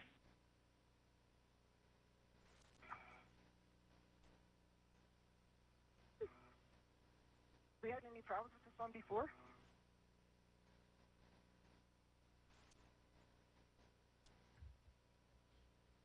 So the locking collar won't even rotate on you? Now 30 minutes into today's EVA activities as you are seeing When there's no side loading? Expedition 72 Commander and NASA astronaut Suni Williams continuing to work on the portable foot restraint just outside the truss system of the International Space Station. Yes, Sunny, we're thinking through it down here as well. Williams in constant communication to troubleshoot with the team here on the ground with NASA astronaut and spaceflight communicator Jessica Whitner.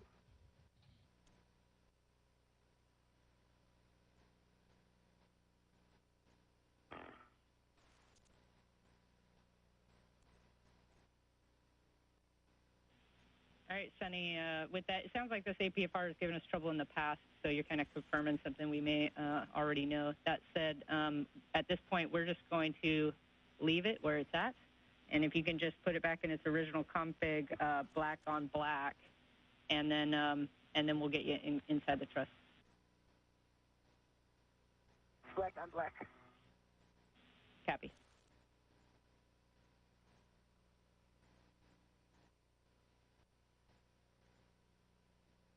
And that is a live look in from the helmet camera of NASA astronaut Suni Williams as she was just communicating with Jessica Whitner, the spacewalk communicator for today's EVA, on the portable foot restraint. As her and astronaut Nick Hague prepare for the removal and replacement of the rate gyro assembly number 2 on board the orbiting laboratory. With the integral lid tether, and then we can get you working on the RGA. Yeah.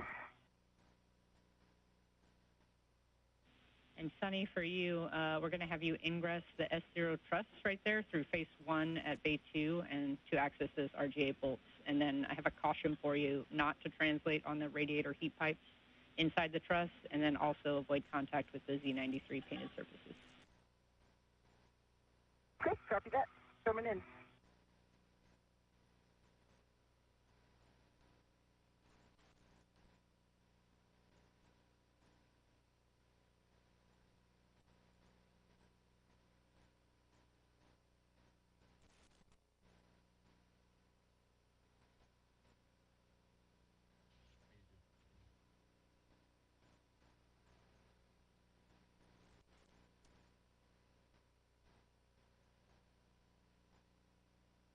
All right, Nick, I'm on the other side, as you can probably see. Yep. Get myself in position. See some light?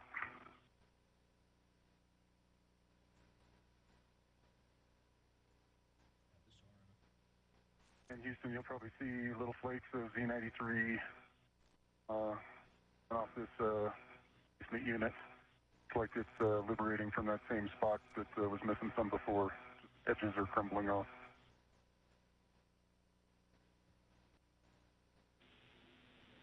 Yeah, Nick, to confirm, that's on the new unit when you open the bag, correct? The new unit, A-firm. All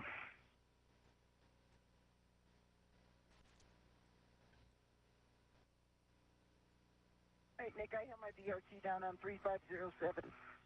My waste tether down on 3527. Great. Right here.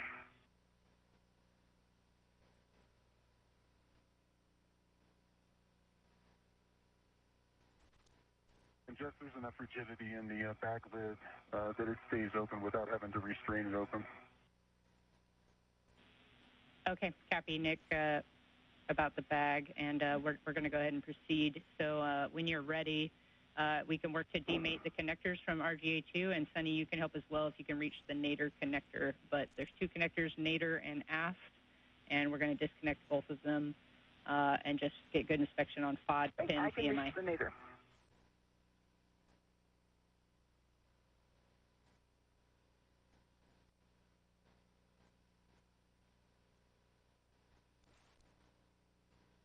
My hand right on the nadir one when you guys are ready. Go ahead. And we are ready for you to disconnect. Over center. Looks like good release. Over center. One goes toward me. Towards you. Yep. A-firm. Oh, no, I'm sorry. Away from you. No, you were right. Towards you. I see it moving. It comes straight out. It looks like it's turning sideways a little. Try pulling back on the... No, you got it. Okay, I see no FOD. That's an EMI band. Good EMI band. Let me get down and take a look underneath.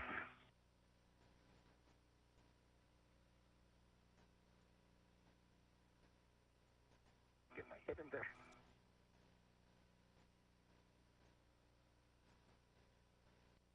As far as I can tell, oh, that looks good. No FOD. My band. All looks good on this field. Good. And I'm going to move down.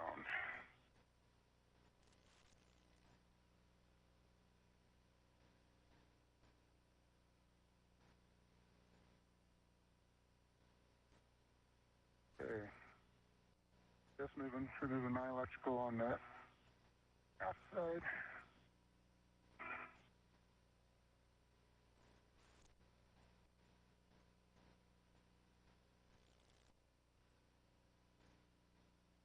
Push that red's right in the way. And see good pins. DMI band. No FOD. Good connector.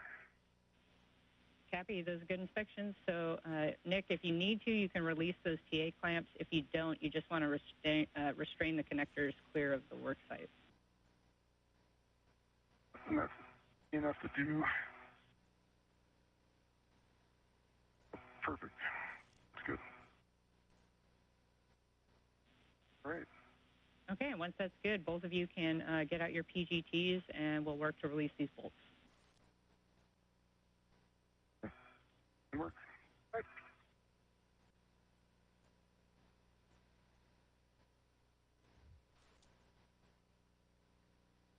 37 minutes into today's EVA with the great side-by-side view of NASA astronauts Nick Hague on the left and Suni Williams on the right in their helmet cams as they work on today's first task, the removal and replacement of the rate gyro assembly number 2, which helps calculate rotational rate data and the rate of change of the orientation of the International Space Station and helps better calculate that orientation. This rate gyro assembly number 2 originally installed back in September of 2009 as a part of STS-128 and Space Station Assembly Mission number 17. Copy. For both of you, the RGA bolts can be released and installed simultaneously and in any order. Just prior to that last bolt, just make sure you guys are ready because the RGA will be free after release. When you're ready, you can... Copy. Might be discussed, Sonny. Let's go ahead and let's do the first one, Simo. I'll make sure that I'm in a good spot. And for both of you, we're expecting 10 to 14 turns, and you can release bolts.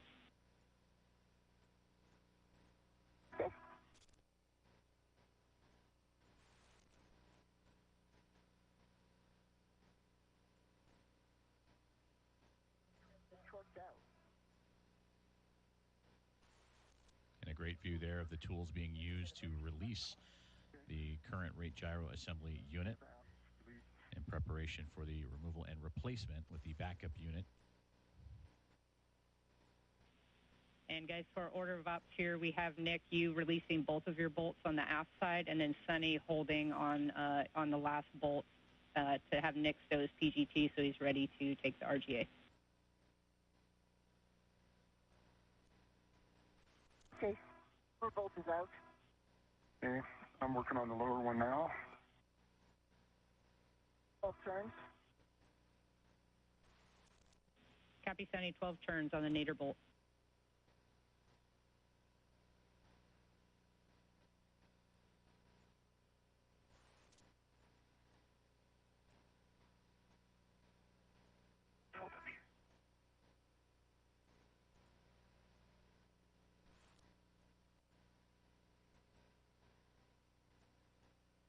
Okay, 12 turns on the zenith, 11 turns on the nadir aft bolts to release. Copy, 12 and 11. Nick, you can stow your PGT and then prep just to take the RGA out of its location once Suni drives that last bolt. Yep. Sorry. I'm on the last one. Yep, I gotta put this PGT away. Ready for me to continue? I'm sorry. And then, Nick, for you, I have a warning. There is a pinch point. You want to keep your fingers clear of the gap between the RGA handle and the truss during RGA removal and install. I'm not done yet. Ready? Yep, I'm ready for you to release. Okay, 11 and 11. Sorry, 12 and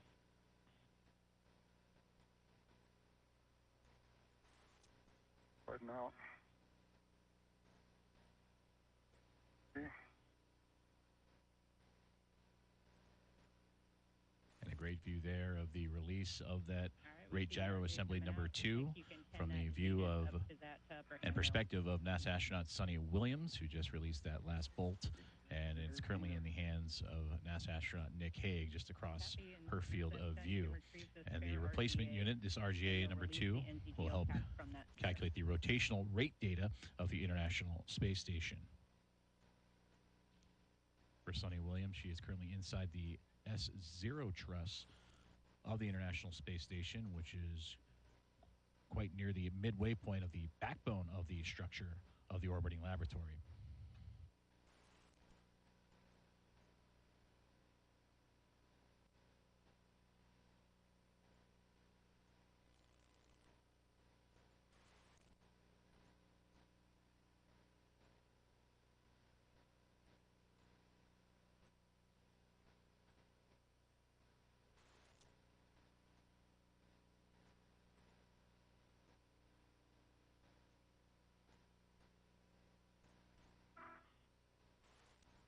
Cap removed, good pins, no sod.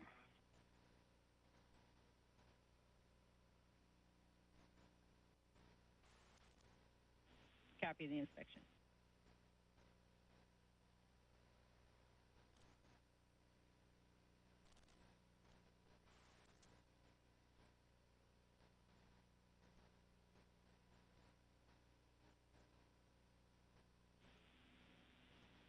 Cap removed, no sod. Copy, good inspection. And Suni, if while you're waiting you want to set up your PGT for the install, the settings will be alpha 6 clockwise 2. Hey, alpha 6 clockwise 2.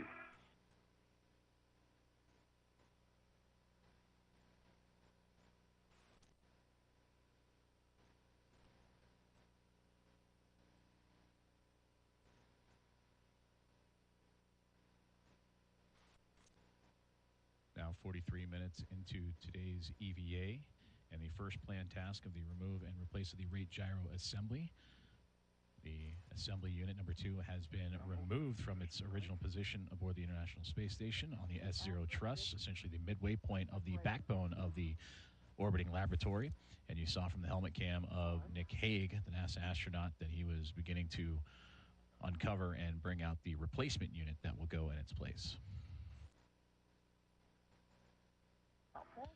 And this is a view from Suni Williams' helmet cam. She is inside the truss system and will await the arrival of that new unit. And there you can see Nick Hague just across her field of view as they now begin to move the new rate gyro assembly unit into place. Sunny, we're going to drive the bolts to hard stop 9.5 to 13 turns.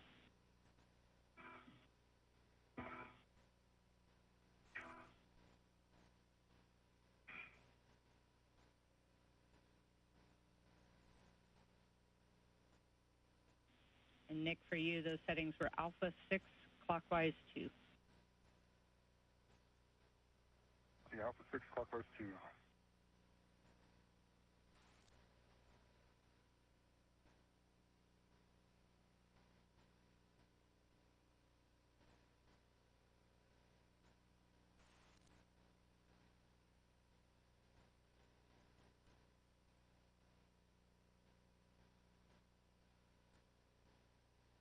Okay, lower 16 turns. Actual 8.8. 8.3. 16 turns, 8.3.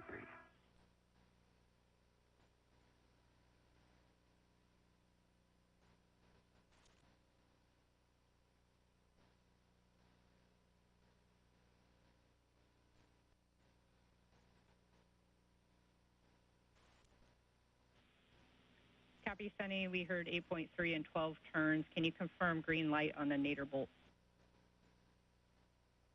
Light on the nadir bolt. Copy. Thank you. That's good bolt. And my nadir bolt is installed. Got 13 turns. Actual torque of 23.3. Green light. Copy, Nick. Nadir bolt.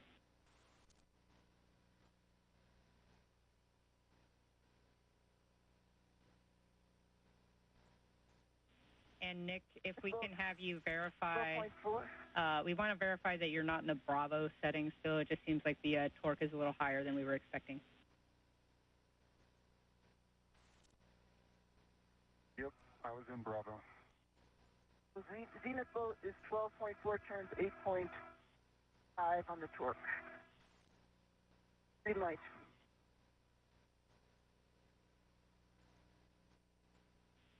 Copy, Sunny. That's a good bolt for the zenith. You can stow your PGT and hold for a second. Okay, working on the last bolts.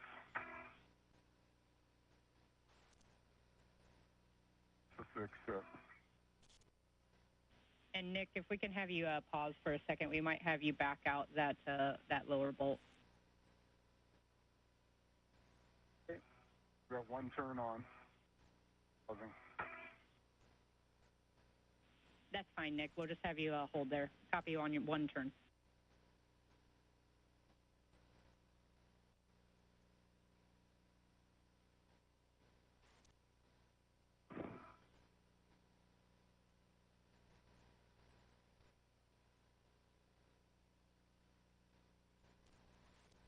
In a position for this connector. I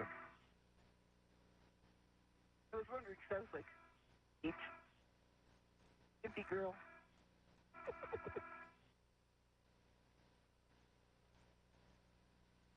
Kicked a lot harder than I was expecting.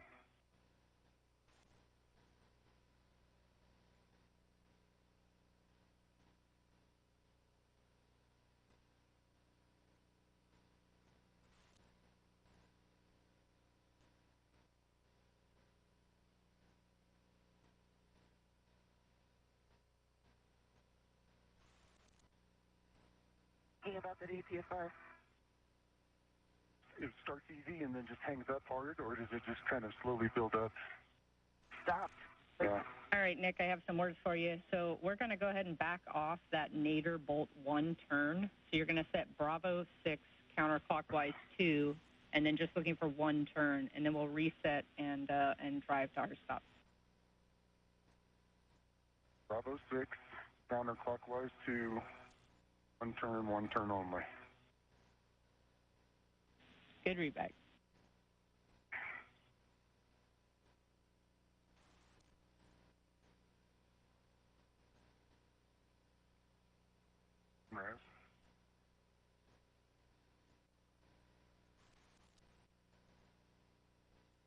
1 turn.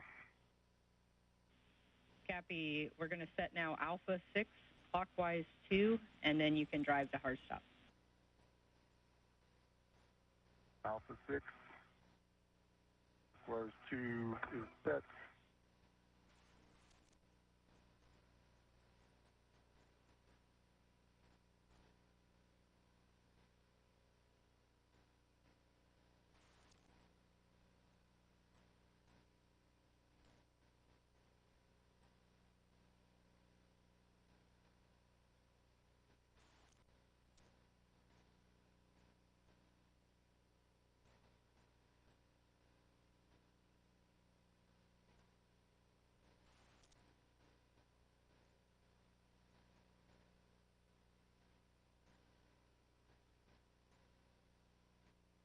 Can I start working on the nadir electrical?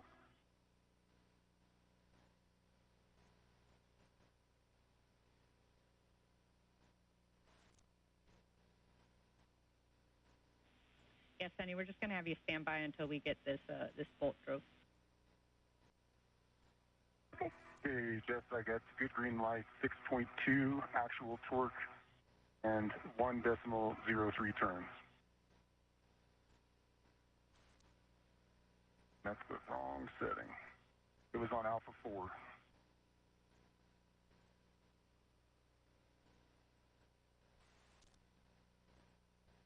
Want me to hit it again to raise it to the 0.3?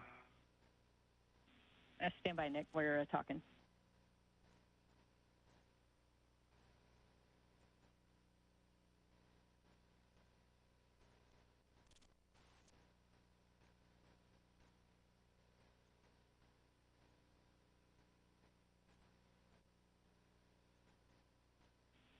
And Nick, you can just switch up to Alpha 6 and then do it one more time for us. Okay, Alpha 6 is set.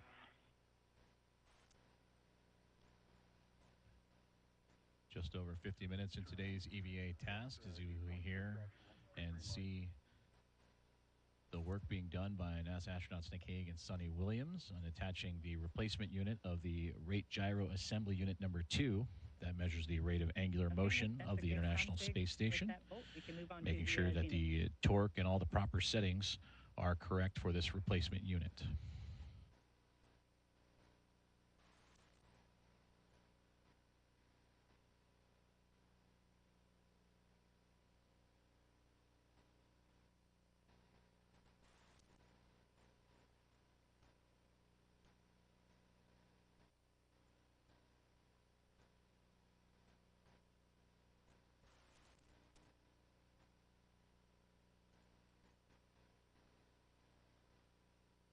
Okay, Jess, good green light, 8.2 on the actual torque, additional 11 turns.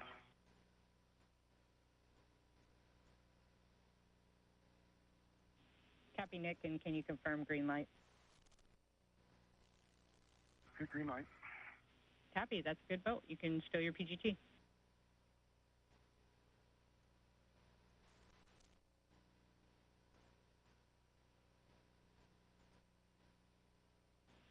And Sunny and Nick, we are go now for the NZGL connection. So again, just looking for a good inspection. And then Sunny, if you want to work nadir, that's P678 to J671. Okay. Good inspection. Before. Good inspection on my connector. Pins, no fog to the EMI band. Copy, Nick, and you can connect the aft as well. That's P680 to J673.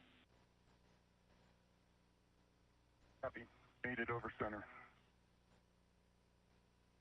Copy. Made it over center on the nadir one as well. Not quite over center. Copy, and to confirm, the TA clamps are still closed. The clamps are closed. We're still working on the nadir. A Push little that? bit. You can push it from your side? Yeah, I'm going to reach in. Your confirmation of good bolts to connect the new Rate Gyro Assembly Unit to its new position in the S0 Trust of the International Space Station, and now NASA astronauts Nick Hague, which that is his viewpoint that you are seeing on your screen now, alongside with his partner for today's US-91 EVA, are reconnecting the rate gyro assembly.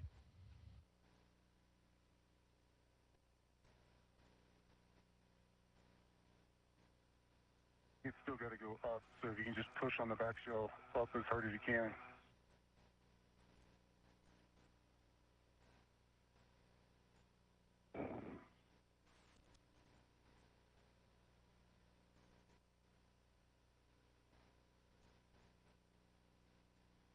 Almost there. Boy.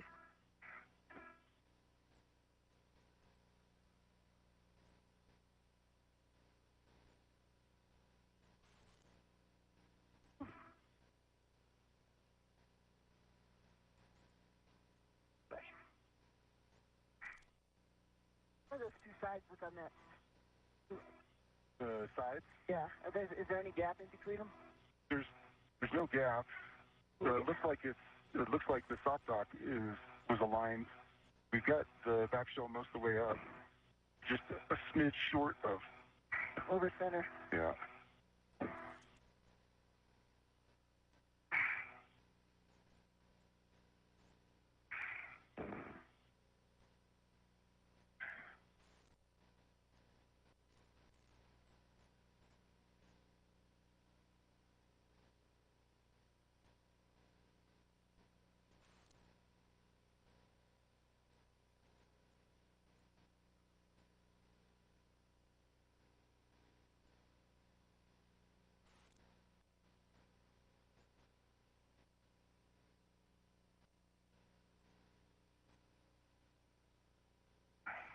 I'm going to get rid of CRT closer.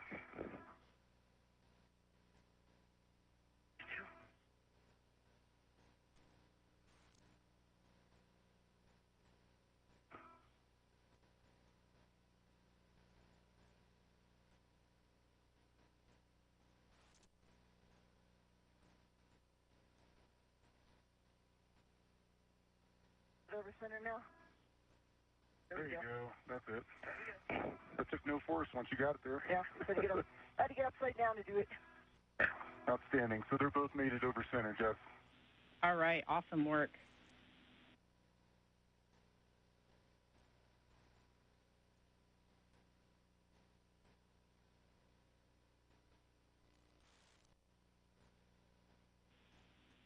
All right, with that, guys, the RGA install is complete, so we're moving over to cleanup now. Suni, you can egress the truss and check your safer handles down, and then you're going to go retrieve your crew lock bag from the starboard feeder cart.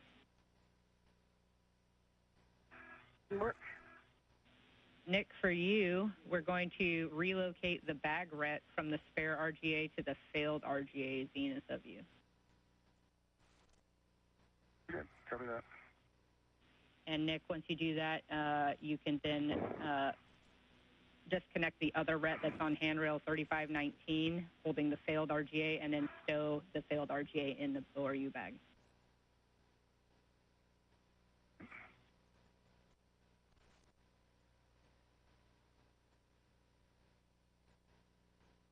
It's on me.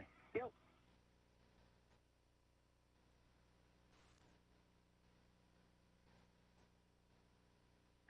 All right, you got the moon behind you too.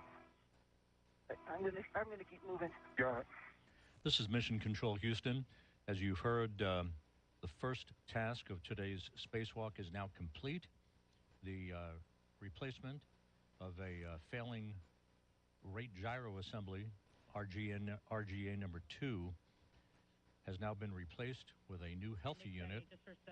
That task completed at the 56-minute mark into today's spacewalk.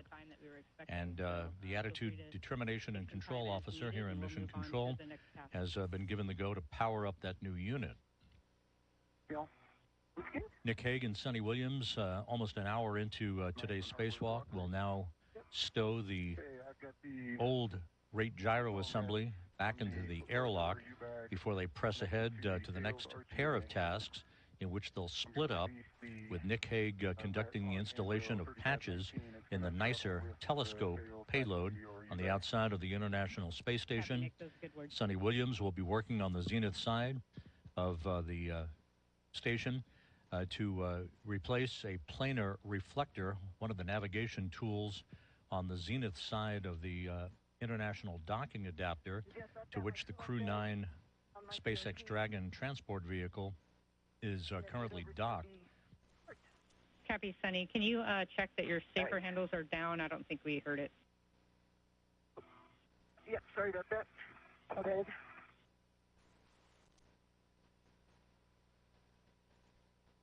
Right, safer handles down.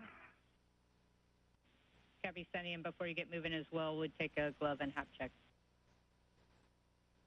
Yeah.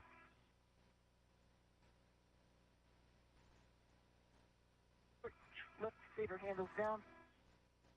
Ups are nominal. Half is dry. Just to reset where we're at the 1 hour mark into today's spacewalk, the 273rd in support of space station assembly, maintenance, and upgrades. You're hearing the voices of the two crew members outside the station, Nick Hague and Suni Williams, and our spacecraft communicator here in Mission Control, that is astronaut Jessica Whitner.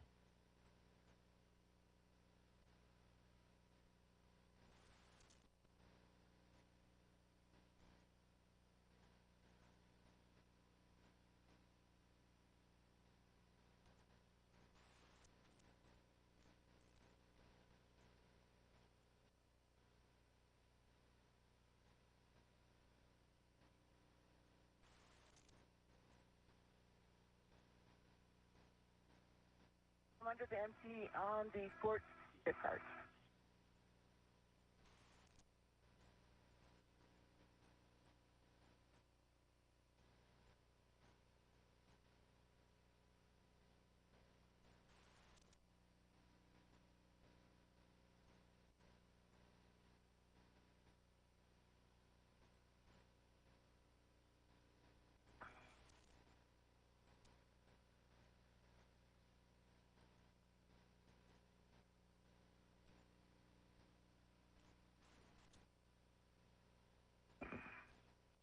And hey, Nick, for you, we saw you just put the failed RGA in the bag. Did you see any flakes from the failed RGA come out of the bag or anything when you did that?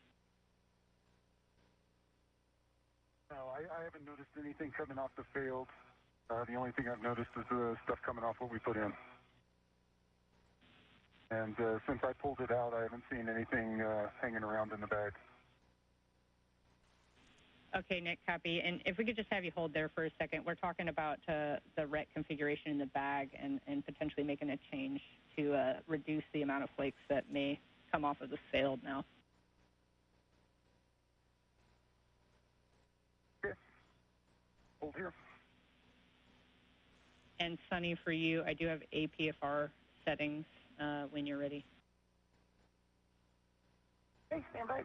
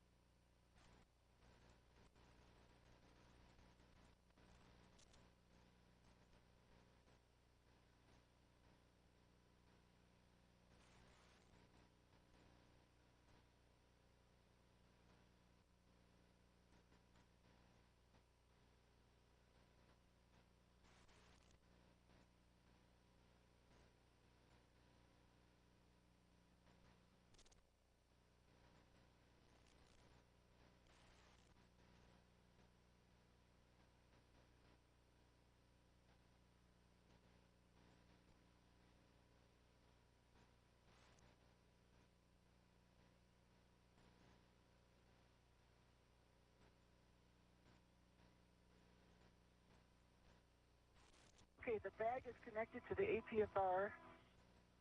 Put the RT on.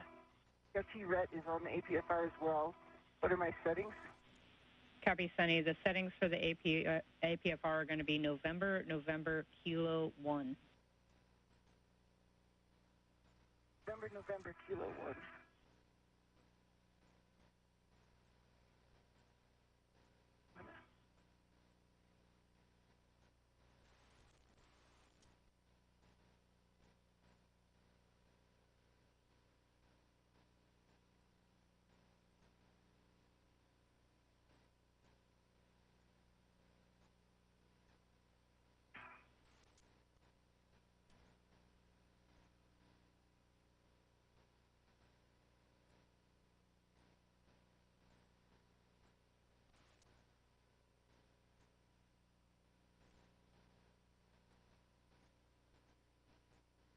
I think I'm going to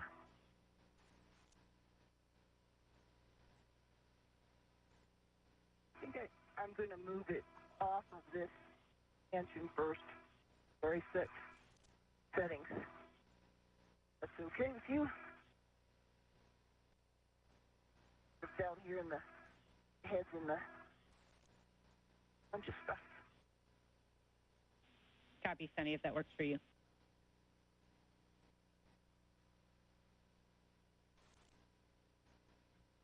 Just over an hour and 4 minutes into today's EVA, and there you see a great view of NASA astronaut and commander of Expedition 72, Suni Williams, making her way away from the S0 truss, which the rate gyro assembly number 2 had just been completed with the remove and replace of the old unit to a new one that has just been approved to be powered on. And then also in that field of view, you see the SpaceX Dragon for Crew 9 off into the distance, as both Suni Williams and Nick Hague will stow the old rate gyro assembly unit here shortly before continuing on with today's planned tasks. And those tasks will include the removal and replacement of a Harmony Zenith planar reflector, which is actually close to that Dragon spacecraft, as well as the installation of a neutron star interior composition explorer patch, or the NICER X-ray telescope experiment, and prepare the alpha magnetic spectrometer patch panel for future upgrades. All right, remind me just this pitch setting here. November, push in, unlock, unlock. And from saying November is correct.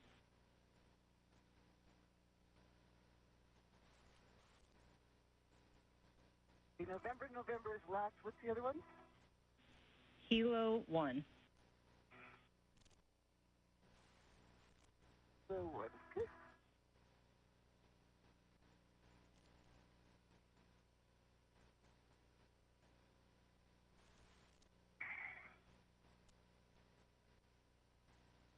I have a large ORU on my BRT. Copy, Nick. Large ORU on your BRT, and can you confirm the thermal shroud is closed? I'm working on it. Copy. I'm going to get the BRT on ORU before that's it. And my safety setter getting the wrong way. Copy, no problem.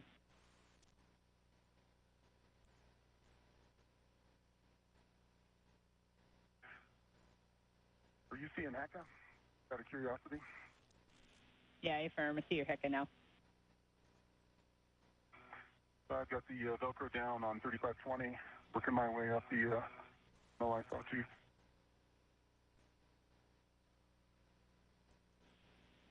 All right, that looks good, Nick. When you can, perform a glove and hap check, and then we'll get you translating back to the airlock. Got it. Sunny, for you, once you get the APFR set, just verify the pitch knob's locked and can be depressed. The pitch knob is locked and can be depressed, yes. In its correct setting, I'm going to put it on my BRT. Copy.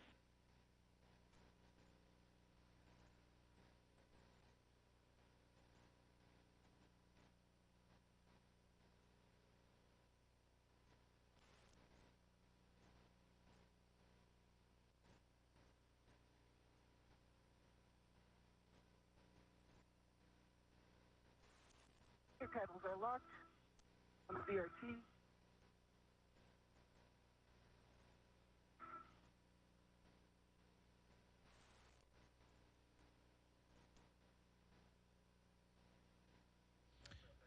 You should be able to see down. Eli is in a good config. Affirm, Nick. We're looking at your Hecka, and it looks like a good config.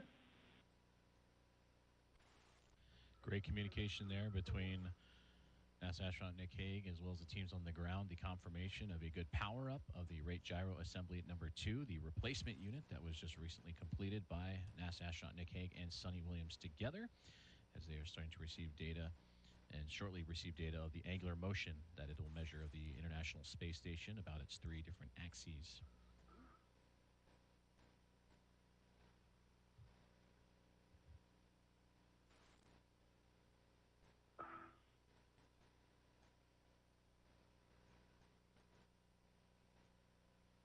Eyes on the GPS antenna after it leads off. Continue down phase 2. Okay, Nick, where are you right now? Phase 2 coming down on phase 1. I've got the ORU bag. Okay. I'm just getting my BRT and my filler bag and the APSR behind me. Okay. And I'll start moving. I see your safety tether. Okay.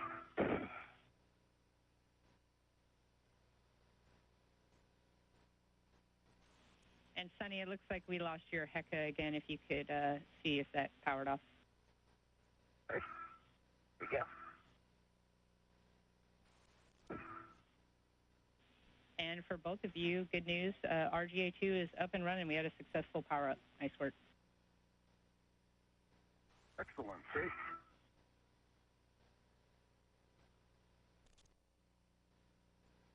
Under the MT? I'm just on the upper side of the lab. And Sunny, I think I hear you're translating now. We just want to make sure we're pressing the seat to cart brakes.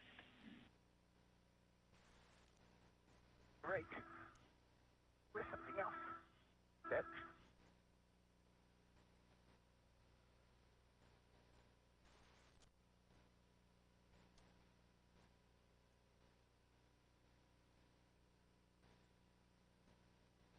call, Jeff. Sorry about being moving around too fast. Hey, I'm on the sea spur. Wonderful views from the helmet cam of NASA astronaut Nick Hague as they are translating from the S0 truss on the International Space Station about the midway point, the backbone of the International Space Station, and you can see the curvature of the Earth below him. And there is the Quest airlock right in front of him as he moves to go and stow the replaced rate gyro assembly number 2. As for NASA astronaut Suni Williams, she is making her way to the space-facing side of the Harmony module in preparations for the next task for today's EVA, the replacement of a planar reflector that is used for visiting vehicles in their approach to the International Space Station. Deport 1. Sorry, starboard 1.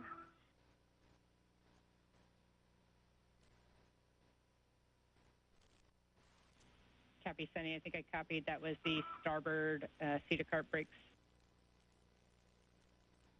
Get the port 1 up first. The starboard 1.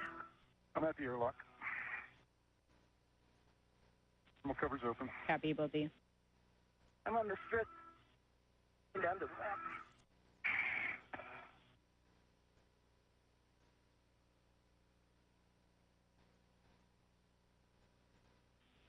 All right, Sunny, I have a couple words for you while you're translating. A few cautions. As you head outboard, you want to avoid contact with the deployed CBM pedals, grapple pin, target, and shaft. And then you also do not want to translate on the WETA stanchion. Okay. And then lastly, as you... Remind me the handrail I'm putting my green hook on? Yeah, Affirm, I'm about to give that to you. The lab handrail 0272, it's going to be the forward in cone of the lab just above the cable tray.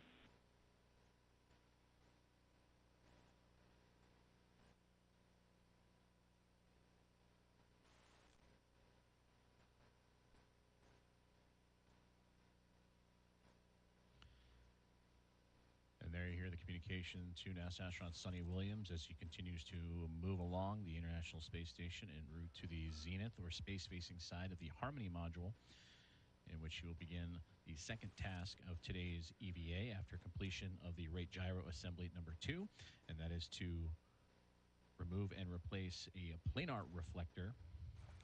And that planar reflector is used among a variety of communications devices for visiting vehicles to measure distance and rate of closure.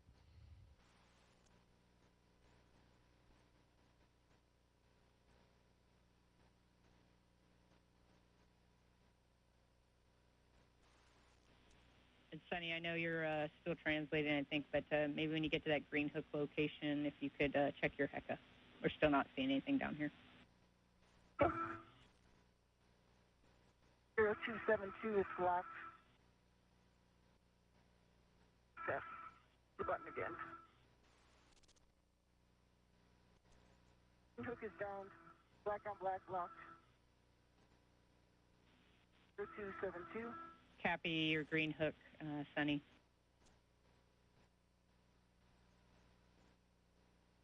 I'm on node 2. Affirm. See you moving on node 2 now, or hear you moving on node 2. We're still working to get your camera view up.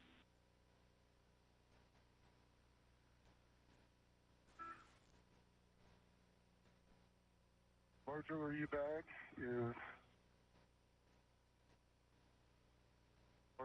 bag is on the airlock, large small, that we move by BRT red, having the lock bag bundle. Copy.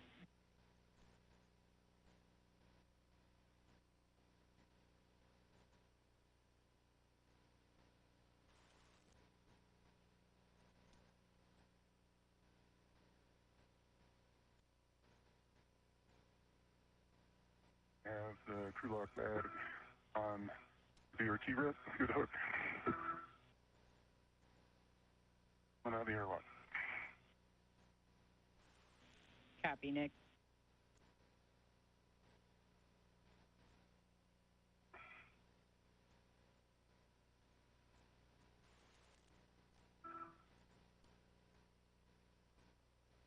Do you have my HECA yet? Unfortunately not, Sunny. We're still working it down here. If you are making your way over there on the Zenith side of PMA, I have some handrail numbers for you if you need them. Otherwise, we're looking for PMA 3 with 5 for the APFR install.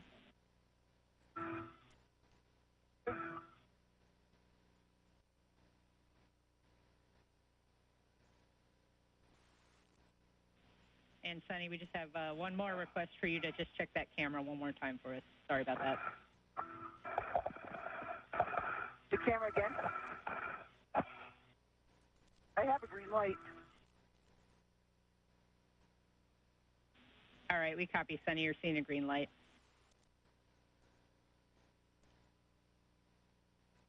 I'm at the vertical handrail right now. I'm PMA 3. Not on it quite yet. I'm still on the front of node 2.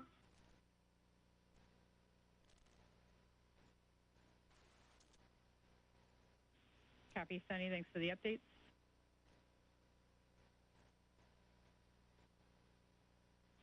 Nick, once you are ready to start translation, we're looking for glove, HAP, and safer handle checks. Got it. Lock bag is on my BRT, closing the thermal cover. Thermal cover's closed.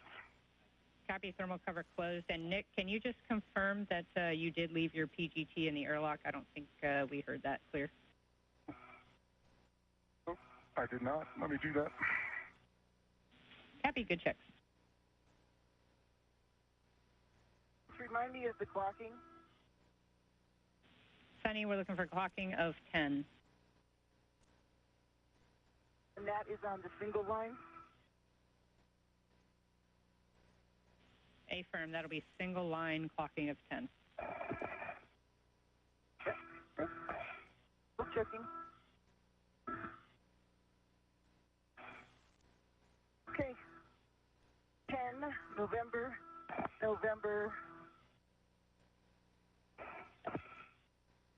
On. Let's get the other. Close.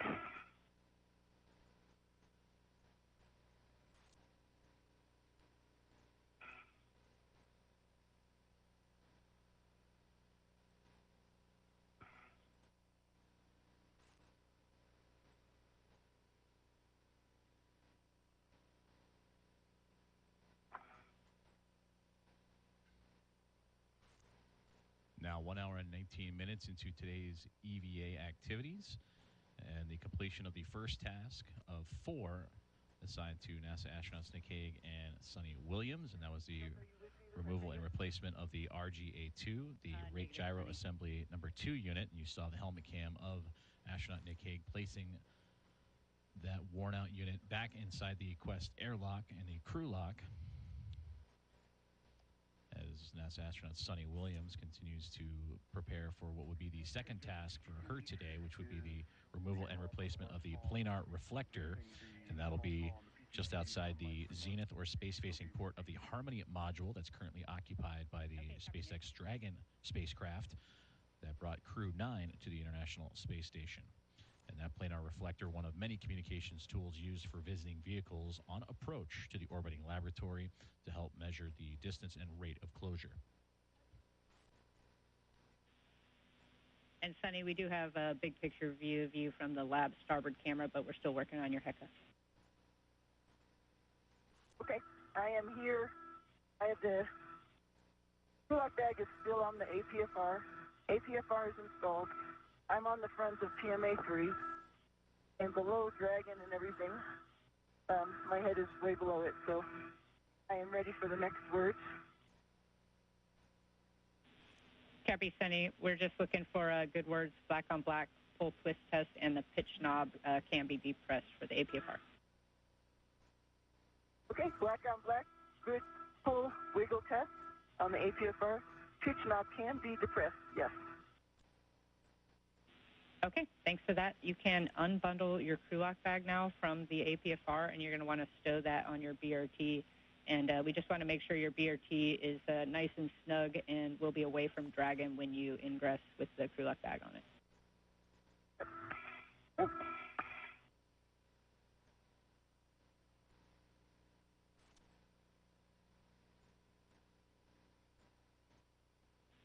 And Suni, we also have a request for you to power cycle your HECA when able.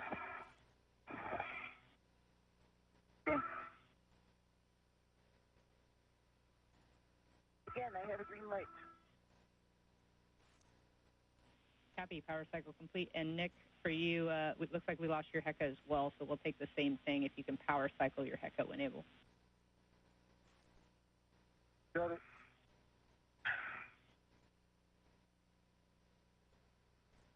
Check is off right now.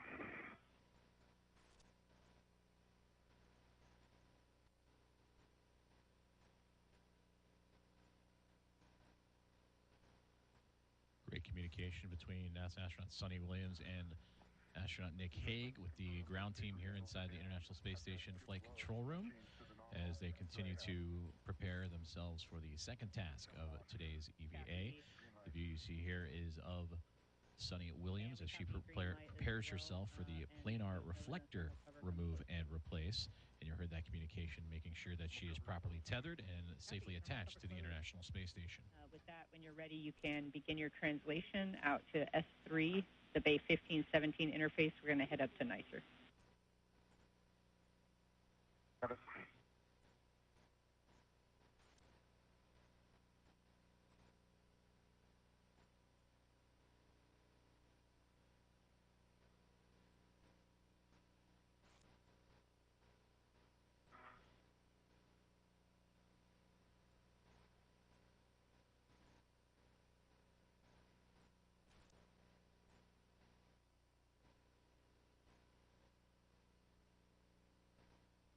I'm leaving the airlock.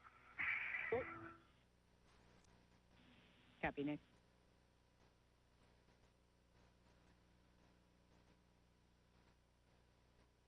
Sonny, I just left my fair lead in. I think that'll help you when you come back to the airlock. Okay. I don't know if you put a fair lead in, but so it's the base of the Cetusper. Yeah, I did. Yep. Real quick one. And Suni, while you're working your crew lock bag there, I have a couple more cautions to read to you. You want to minimize contact with the contamination at the planar reflector work site, and then you want to avoid contact with the glass on the planar and hemi reflectors themselves. Okay.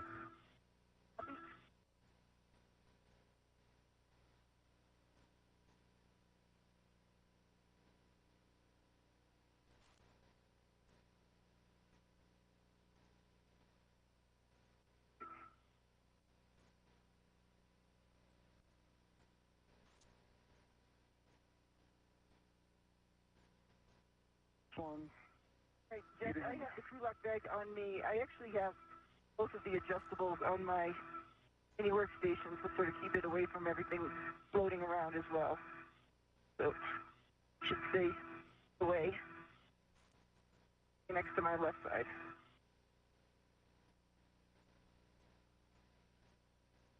Are we ready for some pictures?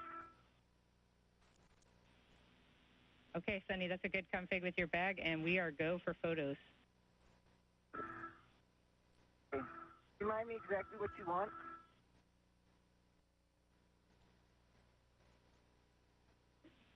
Yeah, we want, jokingly, everything there. We're going to look for the visible dragon surfaces, the planar and hemi reflectors, best effort on those because they're kind of under the nose cone, the IDA and PMA hardware, and then anywhere else you see any of that contamination.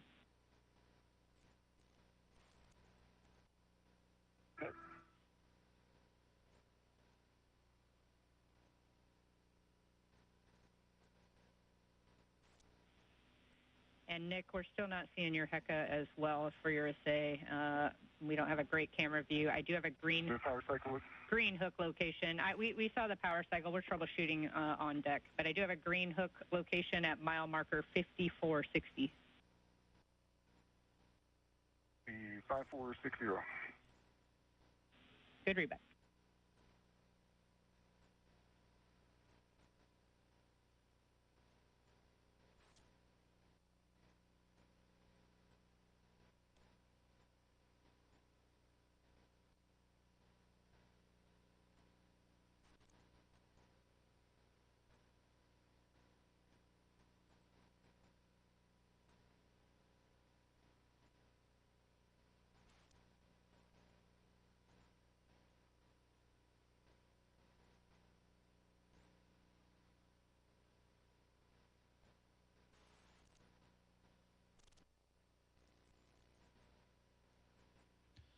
This is Mission Control Houston as we continue to bring you live coverage and updates from today's U.S. EVA number 91, currently being operated by NASA astronaut and commander of Expedition 72, Suni Williams, who you see in your field of view here.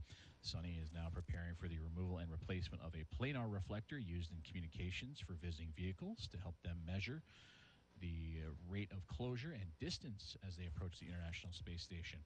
You also just heard communication between the ground teams here in the International Space Station Flight Control Room and Nick Hague, who you now see here translating or moving across the truss system of the International Space Station in preparation for his next task, as he and Suni Williams will be working simultaneously on different tasks. For Nick Hague, he will be working to patch the nicer payload and install patches of that nicer payload, and that is an X-ray telescope experiment that studies neutron stars, black holes, and other phenomena. Unfortunately, due to just time and degradation, that has allowed sunlight to interfere with the X-ray measurements during the daylight time as the International Space Station orbits around the Earth. So these patches that Nick Hague will be providing will help reduce that light pollution coming from the sun, and that it can return back to near full strength during daylight hours. Stay on PMA, you can move around and take photos.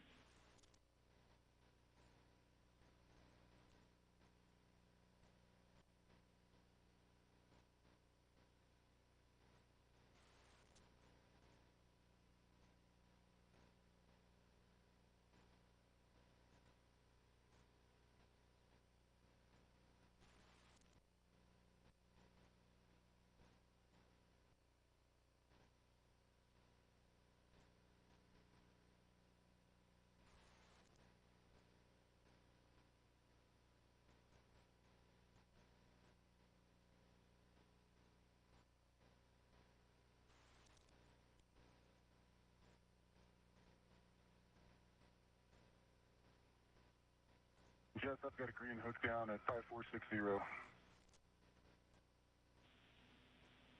Copy, Nick. Green hook down on 5460. You're going to stow that crew lock bag number 2 now on S3 handrail 3021. It's going to be the short handrail on the zenith edge of face 1 just above you.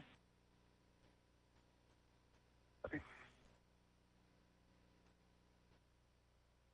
All right, Jess, should I try to get in the APFR? You ready for this? And Sunny, we actually have a couple steps for you ahead of time, but we're also on that lab starboard view, seeing your feet get pretty close to the CBM pedals. So if you can watch that a little bit. Sorry. And so we want you to actually configure the PGT rad and just have it on your swing arm, so we don't have to get you back out of the APFR to do that. And then we have you remove the 6-inch wobble socket from your PGT as well and put it on the socket caddy prior to getting into the APFR.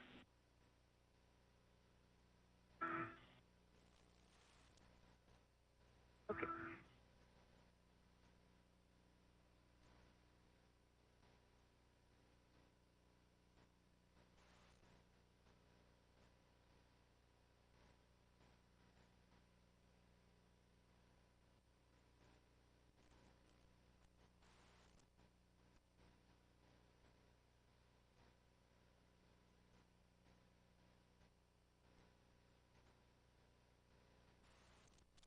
I have that way at the bottom of my tag because I wasn't anticipating we were going to do that. All of that's at the bottom. I'm going to have to yard sale it all out. Do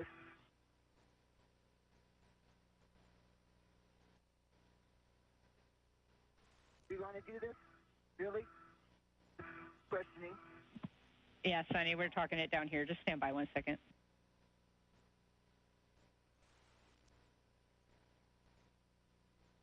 And if I need to translate over so that I can get in there, hand it to you, I can. I'm trying to minimize in and out of APFR.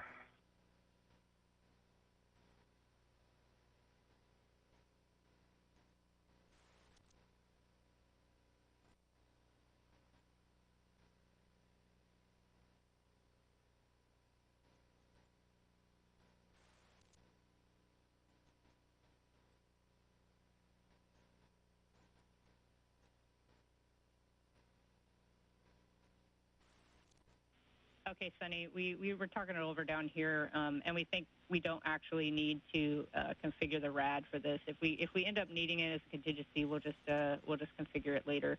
That said, we're still going to have you remove the 6-inch wobble socket from your PGT and stow it on the socket caddy.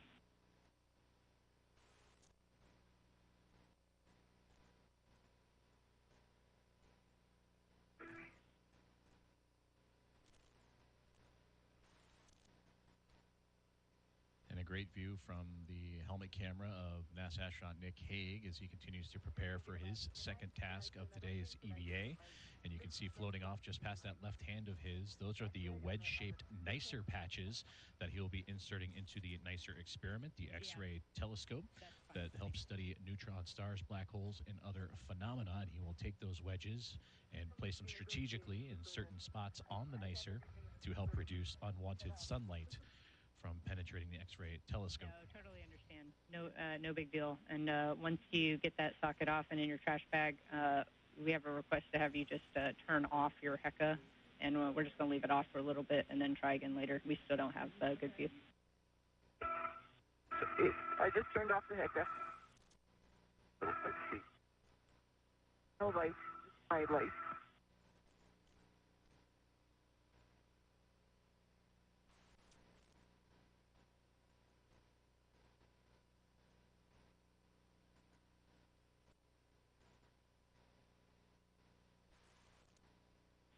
All right, Nick, we have your HECA back, and I see you unbundling the NICER caddy. When you're ready, that's going to go square scoop to the inner bayonet fitting on your swing arm. Copy. I'm about halfway through. Not. We did that intentionally. The inch wobble socket is off of the PGT. PGT is swung back in. Socket is going into my trash bag.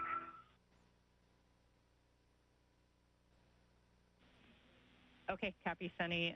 Socket in the trash bag. I have a warning I'm going to have to read you, so avoid contact with exposed IDA and Dragon hardware. And then just one last check to make sure mini workstation, tools, tethers, BRT will all maintain clearance prior to getting in the APFR.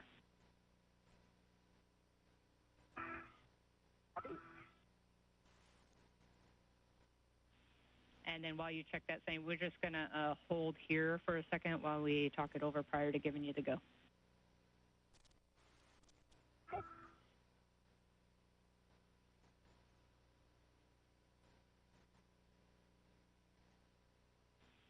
And Sunny, you have a go to repower your HECA now. Okay. Mark. See green light. Copy. Green light.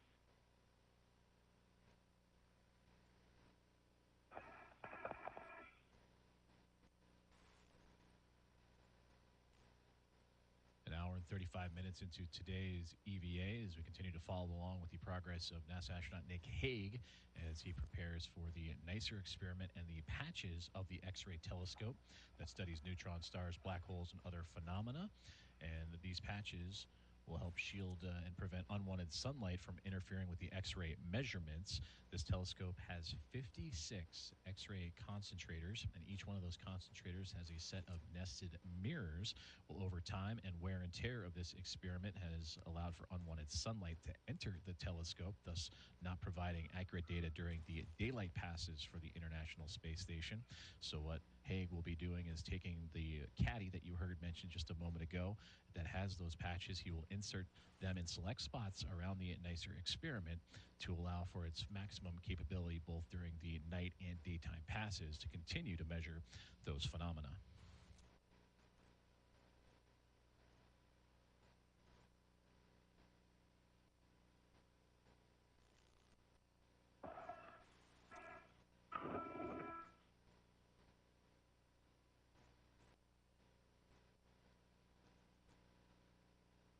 And active caddies on my swing arm. Flat hook. All right, copy, Nick. You can continue translation to NICER on ELC2. And I have a warning, avoid contact with the sharp edges on NICER star tracker hood and Fram clevises. Yeah.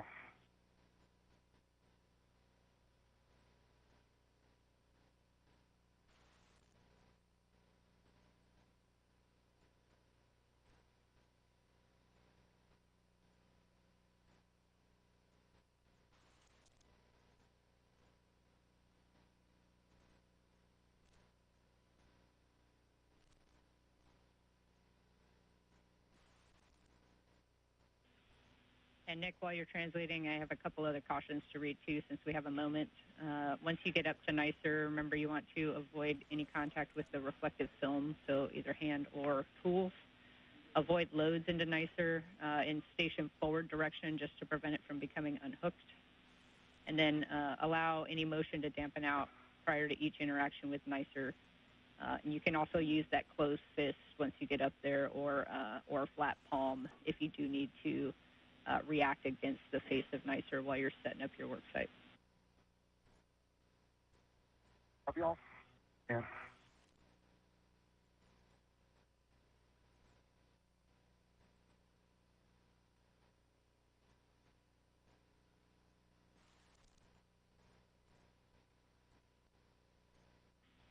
And Sunny, we're troubleshooting HECA still down here. It looks like we were getting some good data, but give us a couple more minutes while we troubleshoot and take some photos. No problem.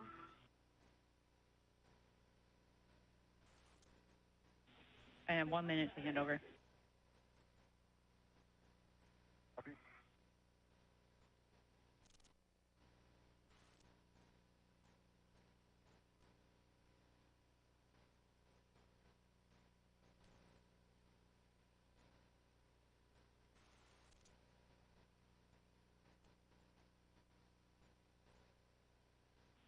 And Sunny, good news, we got your HECA camera back on the big screen. So after this LOS, we'll be back with you to give you the go. Okay, sounds good. Hey, Sonny, I'm on ELC. I see you. And we talked about putting in that fair lead. I don't think it's going to be necessary. Okay. You're going to have plenty of translation room. You needed it.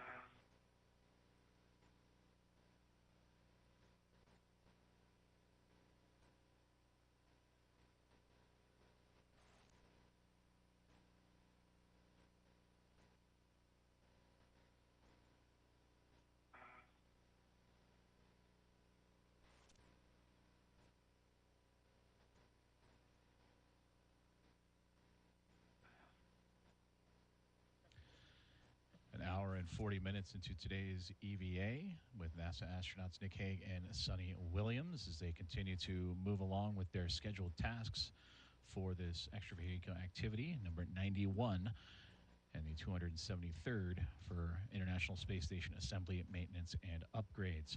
They have completed their first task, the priority task for today, and that was the removal and replacement, the R&R, if you will, of the rate gyro assembly number 2.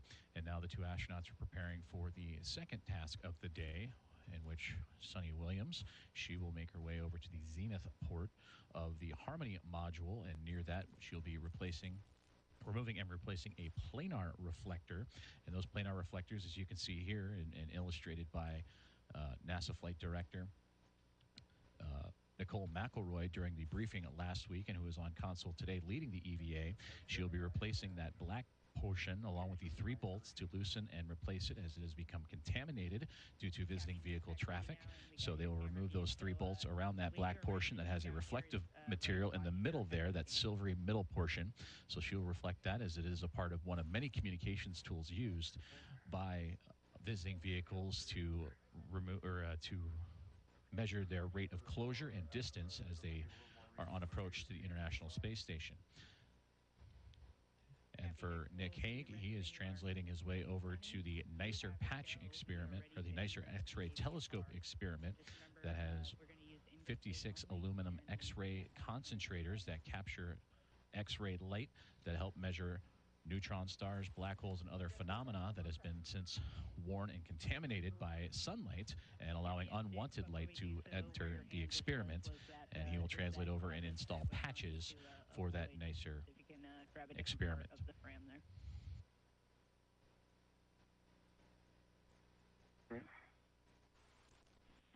And Suni, for you, just to repeat, you have a go to ingress the APFR, and you just want to use ingress aid only and just maintain that body clearance to Dragon at all times.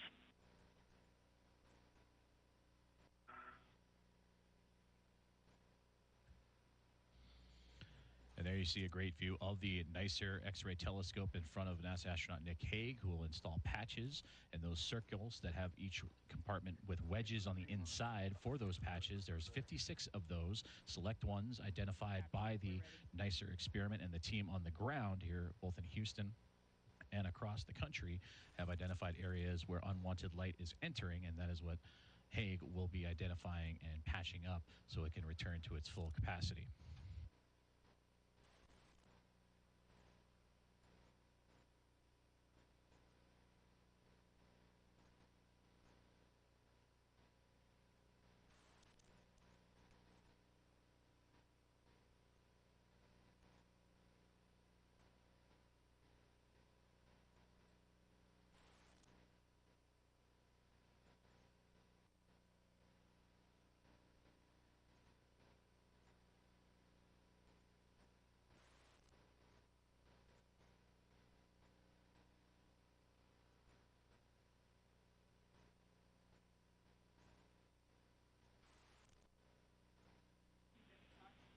Suni, it looks like your safety tether pack might be kind of trapped underneath the grapple fixture underneath you there. It's just prevent you from going up anymore.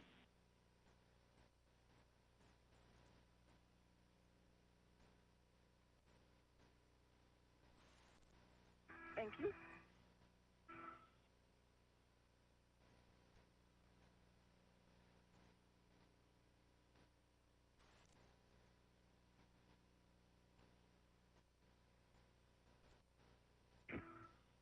Okay.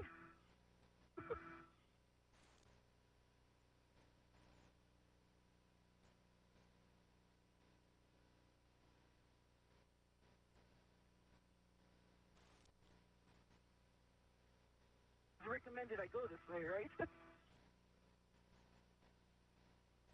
Oh boy. Well, we see you well clear, Dragon, so you're good to do what you need to.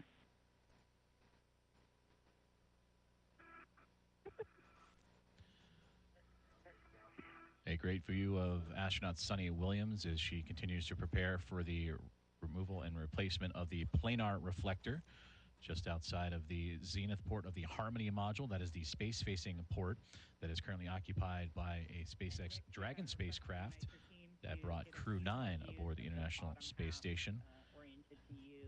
That occurred back in late September, but the Planar reflector is right there, just a few bits of distance away from that spacecraft, in which Suni Williams will release 3 different bolts and actually replace the actual reflective portion of it all that both the Dragon and other visiting vehicles use on approach and docking to the International Space Station.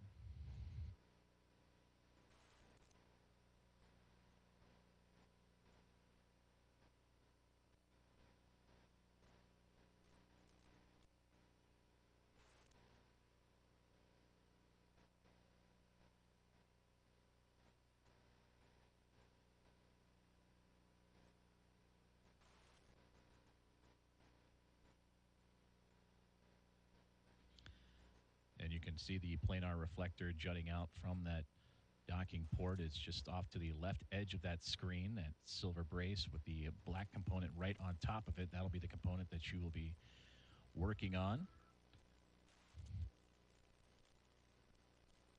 And again, that is to help with a multitude of communications devices for visiting vehicles to use as a reflector to gain insight on the rate of closure and distance as they approach the International Space Station.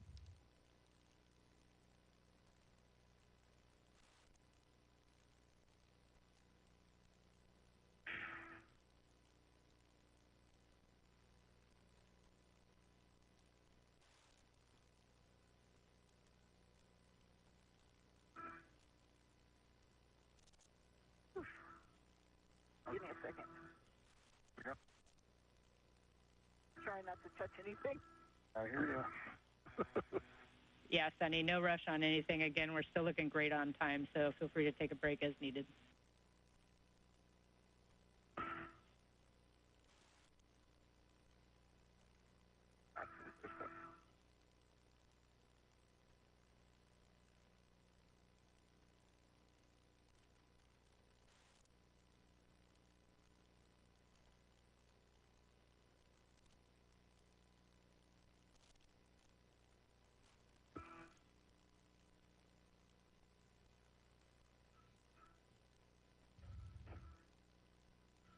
As astronauts Suni Williams and Nick Hague prepare for their second task of the EVA, you can see that the International Space Station has transitioned into an orbital nighttime, currently traversing across Kazakhstan. A little bit of a constraints problem. All of this happening as we approach an hour and 48 minutes into today's spacewalk. And then for the nicer team, I think I've covered the middle third. I'll get into a new position for the bottom third.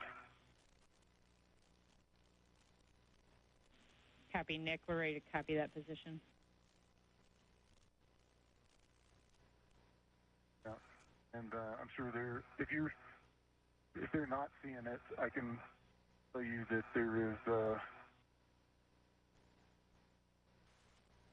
as much damage in wedge 1 as there is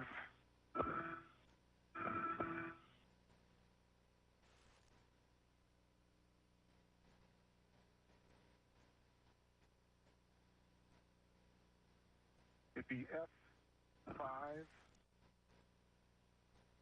in the 3 o'clock position. Almost all of the grids are exposed. We copy, Nick. F5, 3 o'clock. Put that right in the middle of your HECA.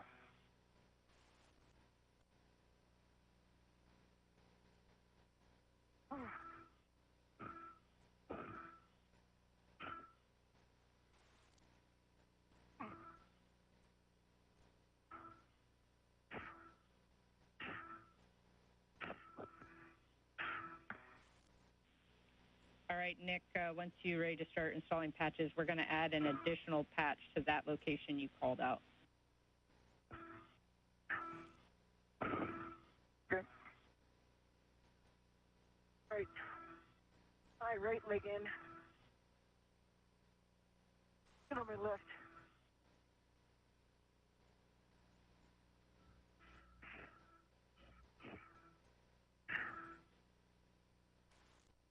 get in position for patches, Jeff.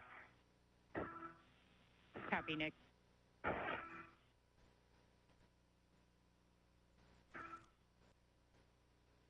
Yes, you have my HECA, right? Yeah, Sunny, your HECA is good.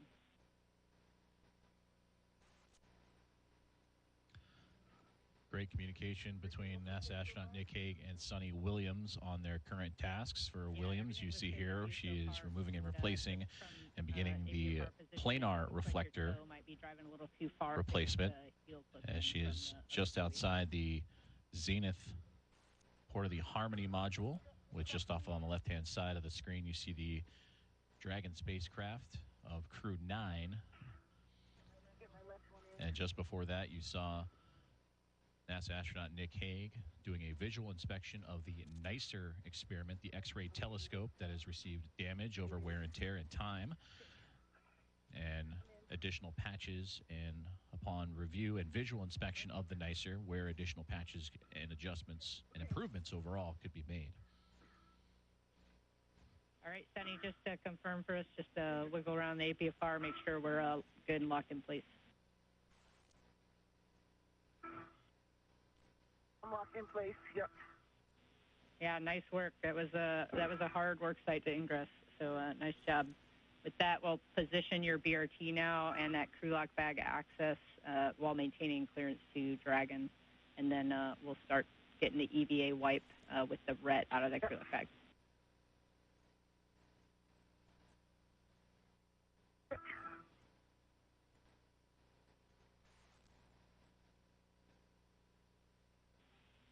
And then, Sunny, another request to rigidize your BRT a little bit once you find that good position, just to make sure we're not floating close to Dragon.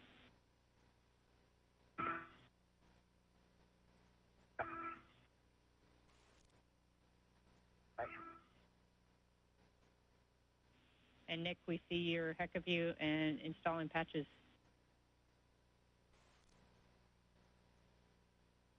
Patch 1 is in. Go number 1.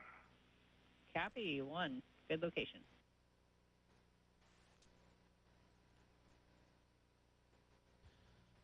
And again, another great view from the camera on the helmet of NASA astronaut Nick Hague as he begins the patching of certain pie-shaped wedges on the NICER experiment, the X-ray telescope that helps measure neutron stars, black holes, and other phenomena that have been damaged over time, and allowing unwanted sunlight to enter and throw off the X-ray measurements. And you see those pie-shaped wedges throughout the experiment from his view, and those are where he will insert those patches from a caddy that he has attached to his spacesuit. And a good view of the tool he is using in inserting a patch in strategic locations throughout the X-ray telescope.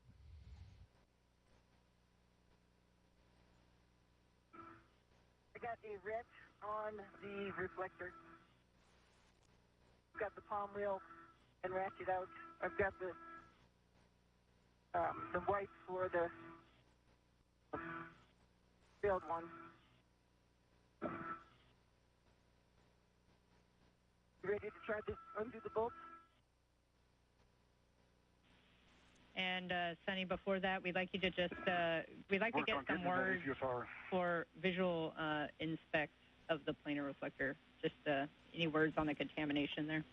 And if you can get it in your HECA, we'd like that, but we can't quite see it.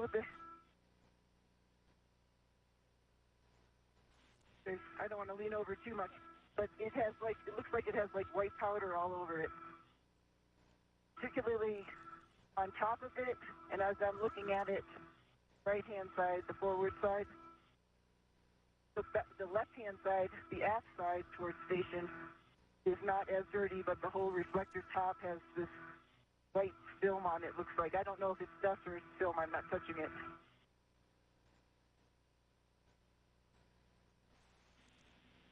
Okay, we copy that, Sunny. Thanks for those words. We just can't quite see it as good in a HECA view. With that, you can retrieve the ratchet wrench from crew lock bag 1.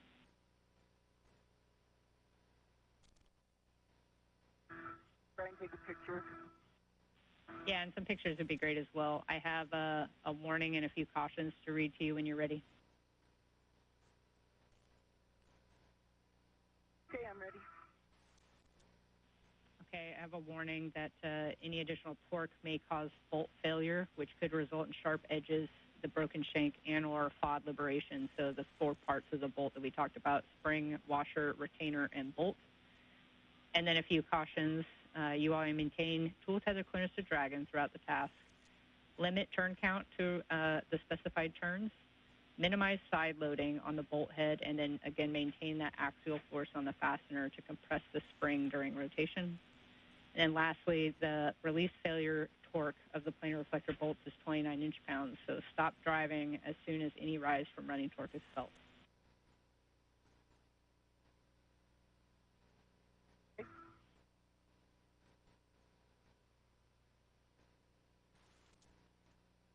Are we ready to try one? Okay, Sunny, we are go for you to start to release the planar reflector bolts.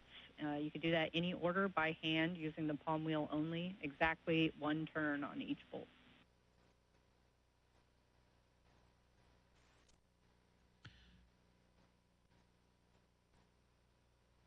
Great communication there between NASA astronaut Suni Williams and the team here inside the International Space Station Flight Control Room in Mission Control Center, Houston, Texas, as she gave the explanation and the reasoning for the removal and replacement of the planar reflector, as it is currently contaminated and reduced in reflectivity that allows for visiting vehicles to communicate with the International Space Station and to measure its rate of closure and distance.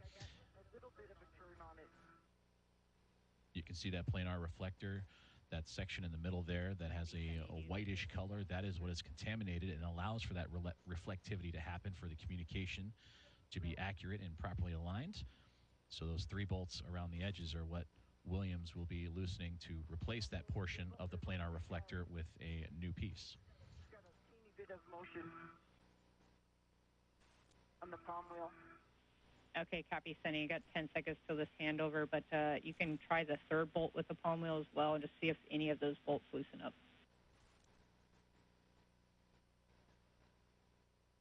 Sorry, which of the palm wheel?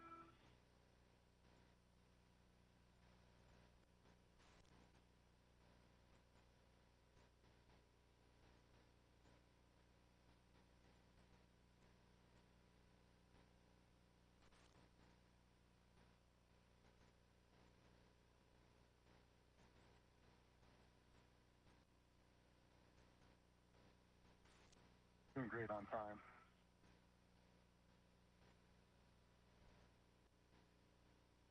See, there's a space between it and the...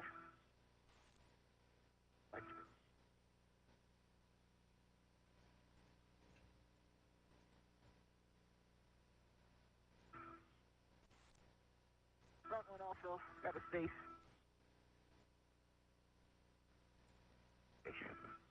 Taking a chill pill. Good idea.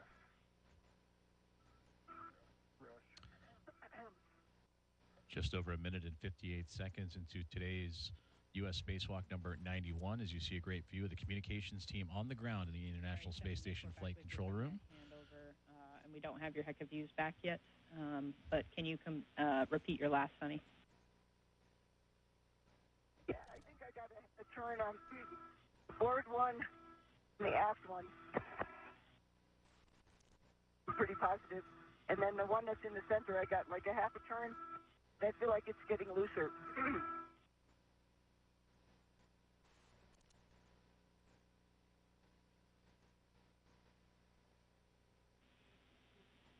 Copy, Sunny. I continue to try to undo them. Yeah, if you're seeing that bolt come looser, then you can continue, even if it's slow, and just trying to make small rotations there until we get to 1 turn.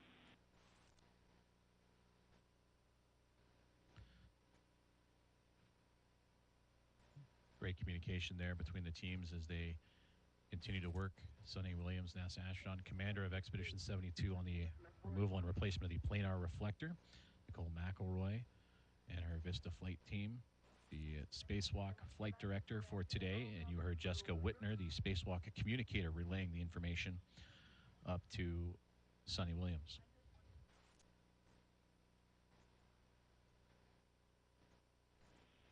And Suni, we just want to confirm, do you have one turn now on all 3 bolts, or is there one bolt that's still causing issues? It's just far away, so I haven't been putting my hand on it too far, but I got it to get looser. The one that's closest to dragging, and I'm just worried about, leaning in too far. I got it to move. To stay away, can I just use the ratchet?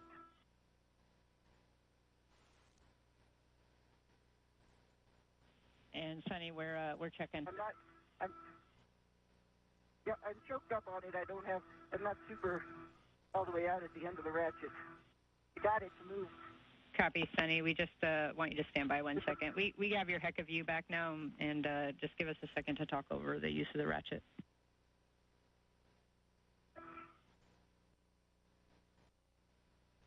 Just while I've got a little break in the comm, I'm flying my Hecka at location 5 in the 5 o'clock position.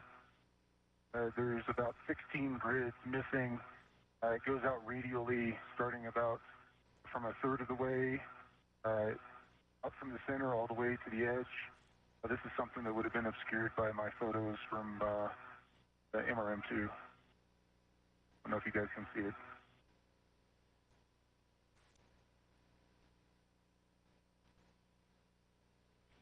Copy, Nick. Just to confirm, it's at patch location 5 at the 5 o'clock position?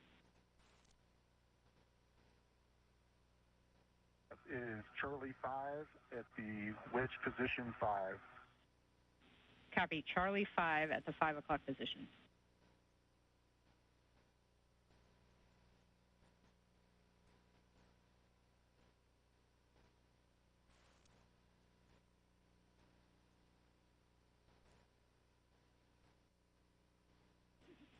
All right, Nick, you have a go to install an extra patch there. It'll be patch number 9 to that Charlie 5 position. Okay, can work.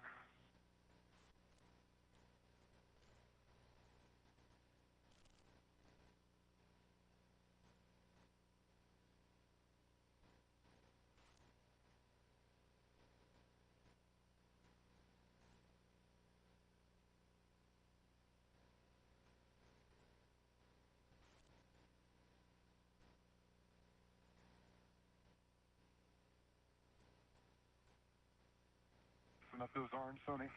What's that? Said you resting up your arms? Yeah. I mean, they all turned, so I'm not super worried about it. It would just be a little bit easier just because of the reach to use the ratchet. Yeah. Just slowly. And Suni, you have a go now to do what you were talking about earlier. So you can use the ratchet wrench. You just choke up on it like you were as much as possible and put as little force as you need to actually get that bolt to move. And we're still just looking to get to 1 turn on each bolt. So I think I have 1 turn for sure on this forward bolt. No, I do. The aft bolt, let me just like a half a turn more. There we go. And the inner bolt, get like a 3/4 there. I just got it to get loose. Okay, I got like turn on each. You see space. The aft one, I'm not leaning in there, or the one farthest away from me, I'm not leaning in there, but it definitely turned. Copy, Suni. That is good words. With that, we are go to continue to release these bolts. So you can release by hand the bolts until they pop out. We expect them to pop out after 8 turns. So if you want to get all to 8 and then turn each one 1 turn until they pop out, you can do that, or you can do each one individually.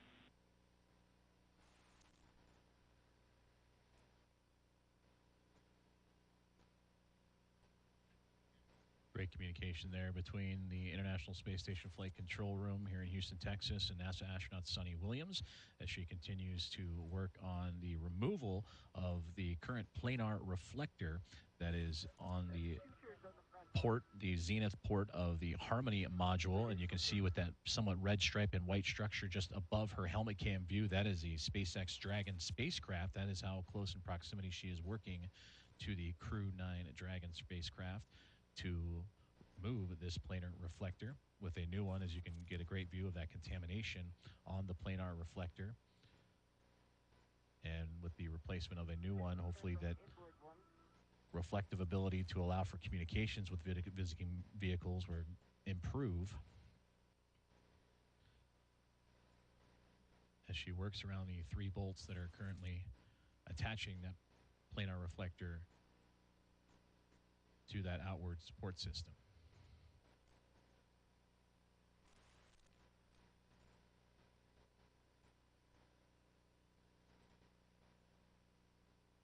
Additional turns on the aft one. I'm not able to do this just with my fingers. Copy, Suni, that's okay, and we're tracking your turns down here as well. Looking on the aft one again.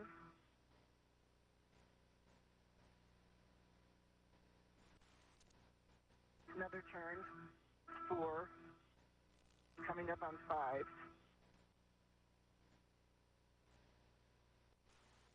5 turns on the aft.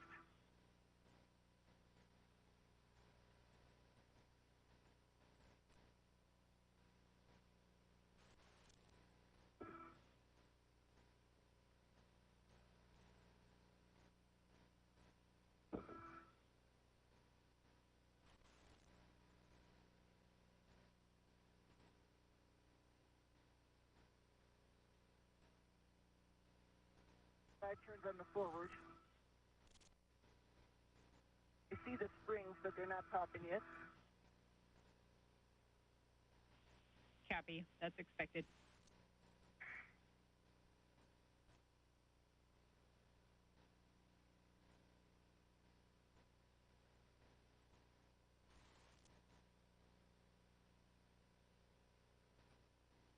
More turns on the inboard.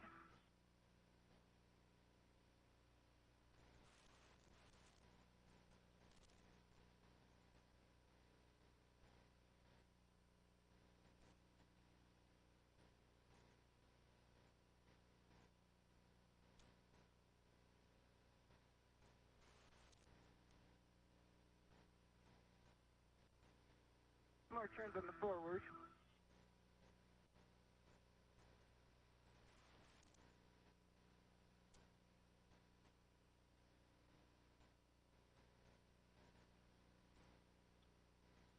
Great views of NASA astronaut and commander of Expedition 72, Suni Williams, working on the removal and replacement of the planar reflector, issuing equal torque to those 3 bolts to have that current planar reflector be removed and replaced with a new one to allow for greater communications ability for visiting vehicles.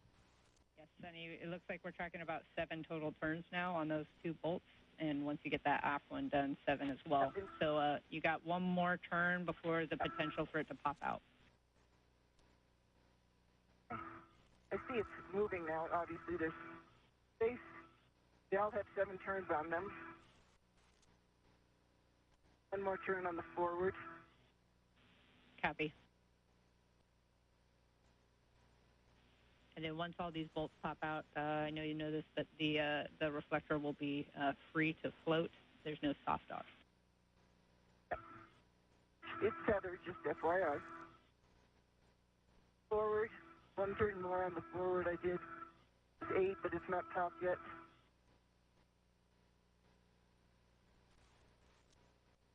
One more turn on the aft.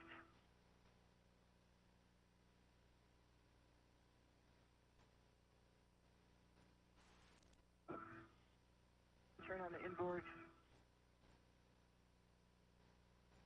Still stiff. I can't turn them with my hand. For the forward one. Yeah, it's okay if you can't do it by hand, Suni.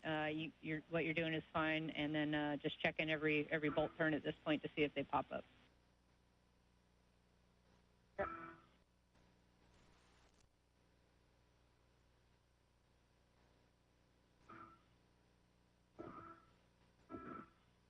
more in the front.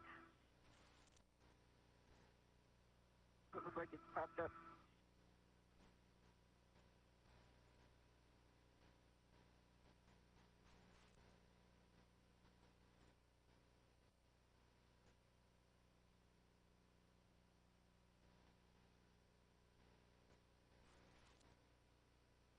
Then the aft.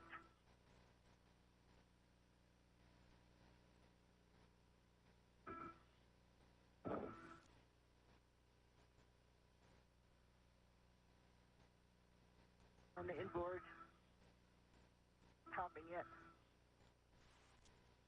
I think I have 9 turns on each so far. Correct?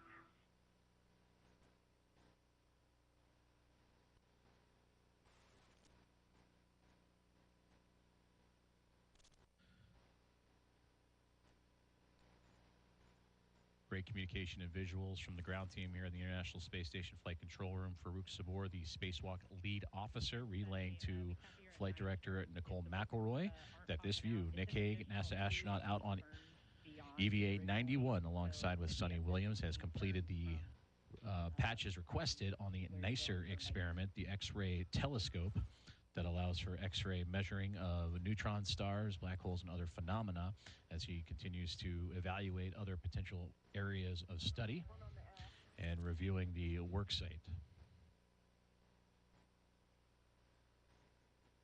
And you can see those pie-shaped wedges that were installed those patch locations to allow the NICER to maintain full operation, especially during daylight passes for the International Space Station, and prevent unwanted sunlight from entering the experiment. The EVA camera grid pattern perpendicular to as many of them as possible. Okay, will do. I did want to report that, I'll try to put it in the HECA. There is an Delta 2, 3 o'clock position. There's 1, 2, 3, there's 9 grids missing. Outer third of the wedge, on only half of it, it's a cluster.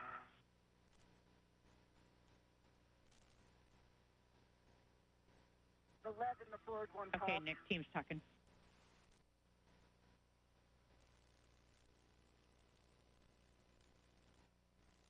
And copy, Sunny, left forward popped.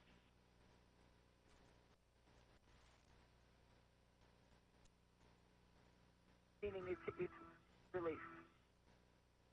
I like that word better. Yeah. Sorry. It's all good.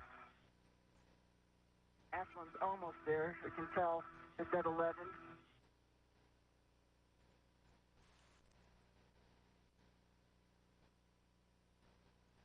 Ashland. Oh, it's open. It's released.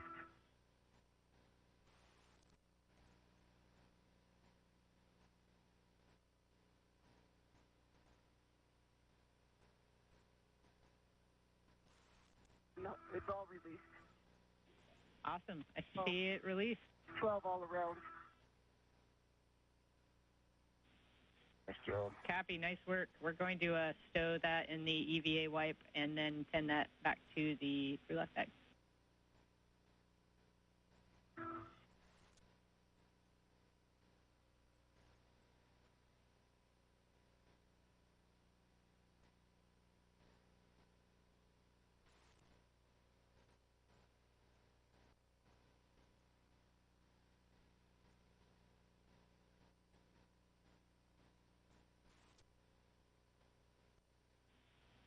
Nick, for you, no patch on Delta 2 is the consensus by the team down here. I'll finish up taking photos. Copy.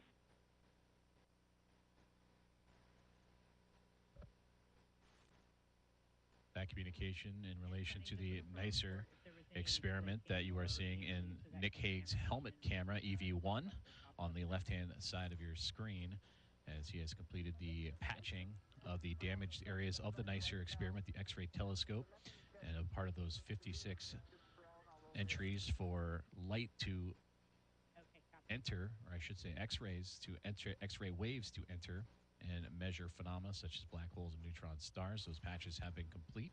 And for Hague, he continues to take photos to evaluate potential future opportunities as well as just the overall state of the work site.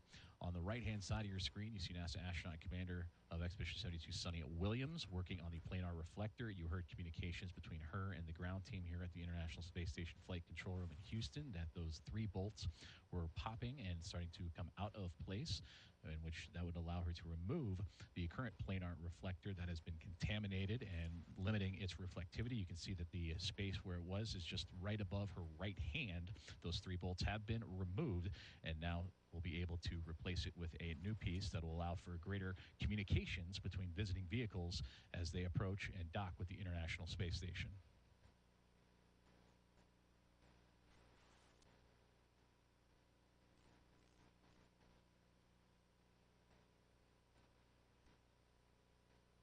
What's the plan for the install?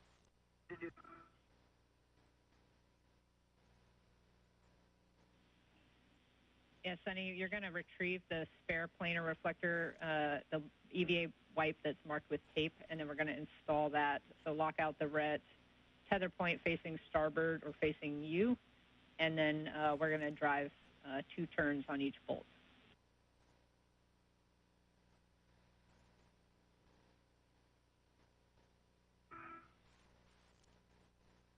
Got the spare. The red lock goes.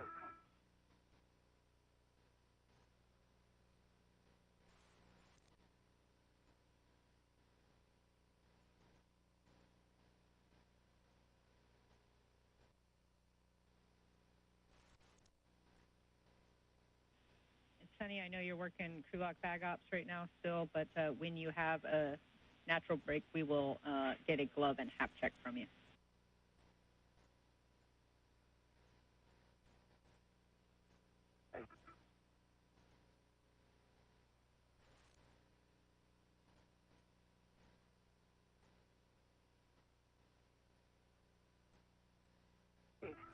Gloves are nominal.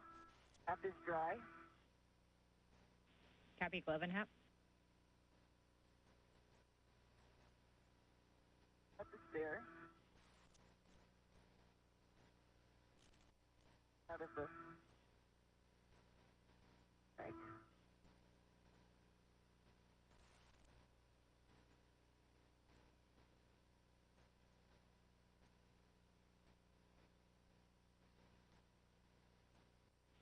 And Sunny, for the install, you're going to use the palm wheel to start those bolts 2 turns, but don't use the actual handle of the ratchet wrench until we talk it over if you need it.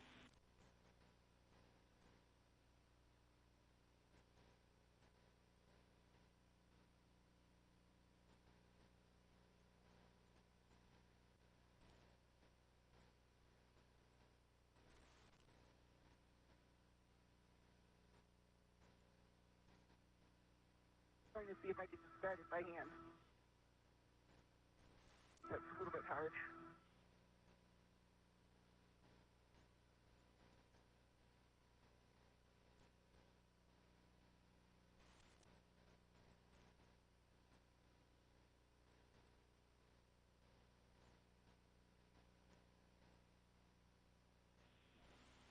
All right, we copy, Sunny. We're 3 minutes to sunrise and still looking great on time, so take as much time as needed.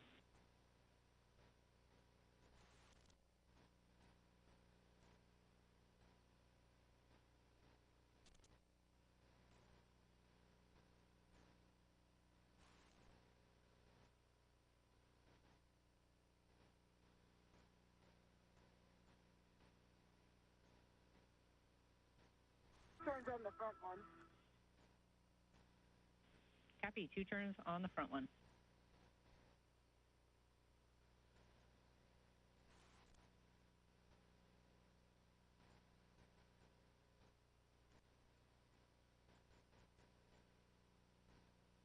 Turns on the aft one. This is Mission Control Houston as we continue to follow along with today's coverage of US EVA 91, and you are seeing the view from the helmet camera and now an exterior camera on the International Space Station as Commander of Expedition 72, Suni Williams, is attaching the replacement of the planar reflector just outside of the zenith port of the Harmony module. And that helmet camera of Williams right now, she's tightening up the bolts, the 3 bolts that will secure the new planar reflector to its attachment just outside the SpaceX Dragon spacecraft, the Crew 9 spacecraft. And there you see a fantastic view of the upcoming orbital sunrise that will soon make its way over top of the International Space Station.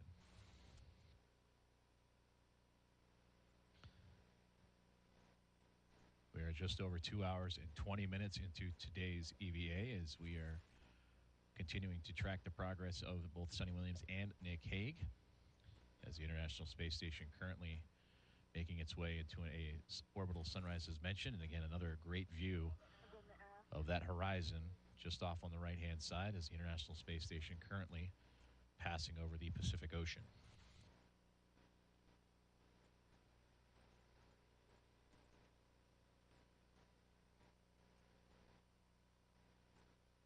Turns on the aft.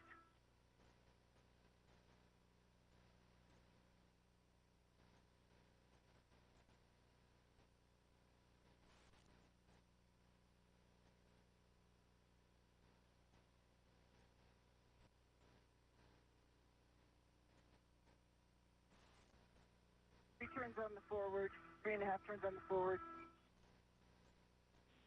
With the one that's inboard most, can I try to use the ratchet just because it's far for me, and I feel like I'm putting a side load by putting my hand over there? I have the other 2 down at least 3 turns. 3 on the front, 4 on the aft.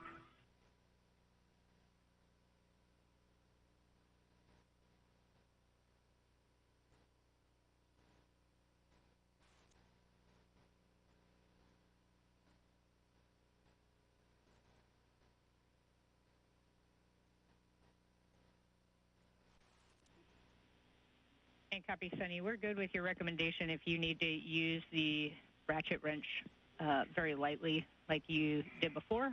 And if that works, you can.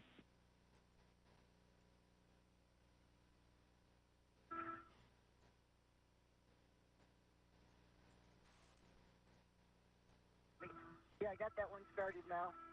2 turns on the one that's on the port side. Okay, copy. So we're tracking now. That is all 3 bolts started, correct? Confirm.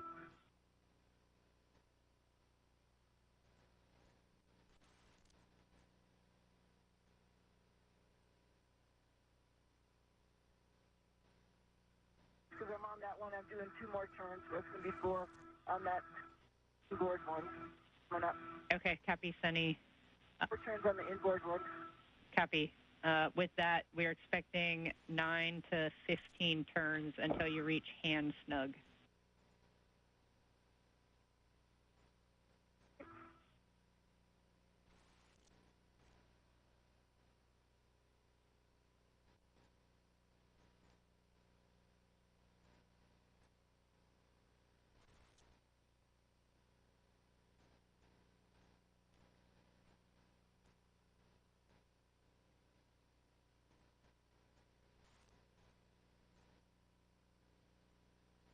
On the forward.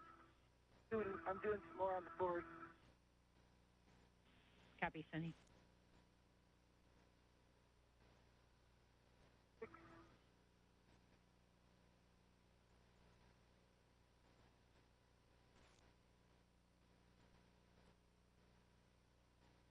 Then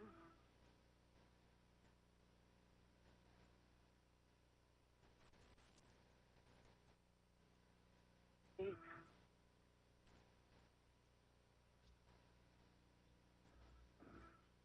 For those just tuning in, you're watching live coverage on NASA Plus of US EVA 91 and a view of NASA astronaut Suni Williams as she continues to work on removing and replacing a planar reflector used in communications for visiting vehicles. With the visiting vehicle just within arm's reach, the NASA SpaceX Dragon, the Crew 9 vehicle that arrived on station a couple of months ago, back in September, actually. Approaching 2 hours and 25 minutes into today's spacewalk. Joining Suni Williams is NASA astronaut Nick Hague. So as Williams is working on the planar reflector remove and replacement, astronaut Nick Hague is completing his patchwork of the NICER experiment. The NICER is an X-ray telescope that studies neutron stars, black holes, and other phenomena. And that had thermal shields over the detectors, preventing sunlight from interfering with X-ray measurements, but those have since been damaged and deteriorated over time. So Hague has installed patches to help reduce that unwanted sunlight on the NICER experiment, also known as the Neutron Star Interior Composition Explorer. These are tasks 2 and 3 of today's assigned EVA after they successfully completed the removal and replacement of the RGA-2, and that is the rate gyro assembly number 2 that measures the rotational rate and gives rotational rate data of the International Space Station and the rate of change to better calculate the orientation of the orbiting laboratory.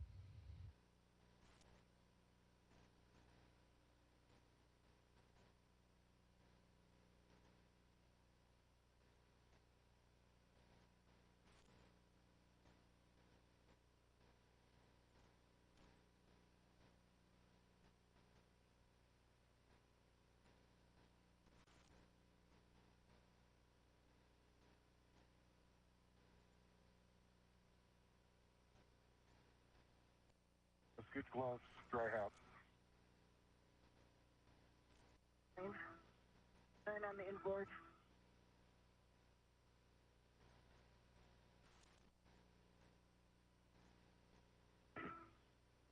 They still have a gap. They all have 9.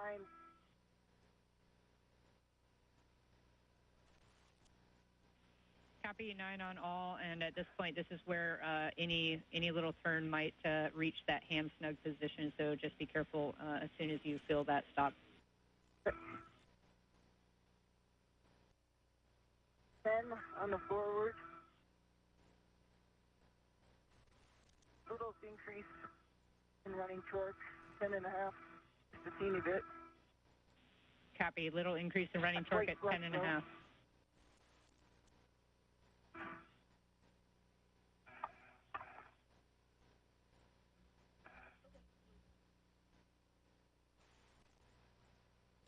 Great communication there with Suni Williams, NASA astronaut, as she continues to put the replacement planar reflector in place, talking of the turns and torque used by her tools to affix that replacement of the planar reflector. Nick, just off the zenith port of the Harmony module. When you're ready. Copy. Heading that way. And NICER team 11 on the is inboard line. happy with the work. Standing. And Suni, Take as many photos as my finger would allow. nice work, Nick. Suni, can we have you hold there for a second on the ratchet ops? We want to talk it over on the ground. Yep. And this view from the helmet camera of astronaut Suni Williams. How close do you think those bolts are to being flush and completely installed?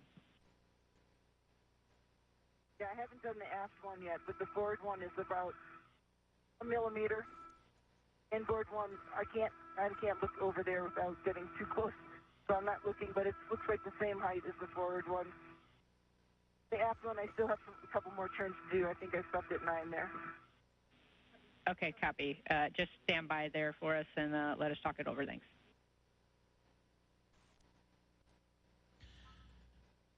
Beautiful views from the helmet cam of Suni Williams as the International Space Station traversing some 260 miles over the South Pacific, just recently entering an orbital daytime, and a great view of the Earth from just below the vantage point of Suni Williams, just off the zenith port of the Harmony module. And you also heard communications with NASA astronaut Nick Hague as he was taking additional photos of his patchwork on the NICER experiment, the X-ray telescope that he installed with a T-handle tool. And you can see from Nick Hague's helmet camera just off on the left-hand side, just outside that NICER patchwork, as both continuing to work with teams here on the ground to complete what would be tasks 2 and 3 of today's EVA.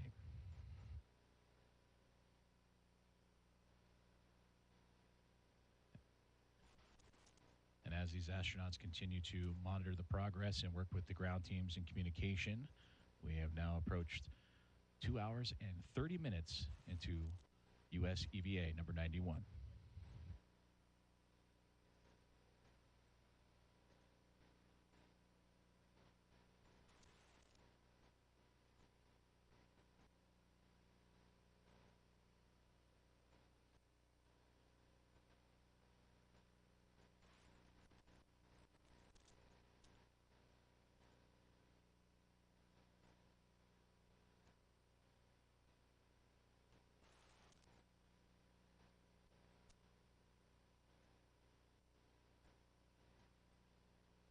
Leaving ALC2, back on the truss. Copy, Nick. Once you get to your crew lock bag, we're going to have you swap out your nicer caddy. You're going to put that next to the crew lock bag on the same handrail, and then we're going to work the C2V2 cable relocate. Sure.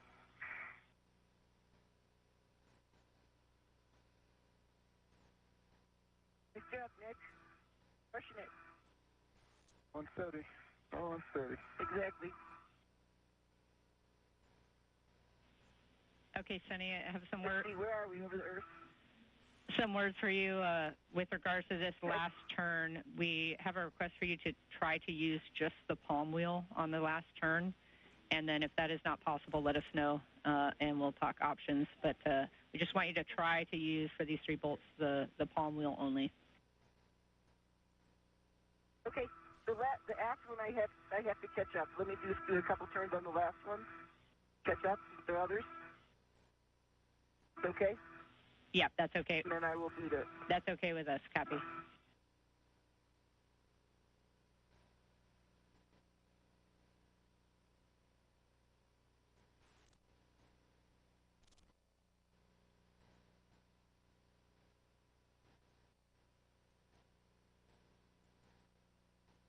Actually, the 2 turns, and there's no running torque on this one. Just doing a little bit more. There we go, right there. 2.5 turns on the aft. Pretty close, actually. The aft one looks good.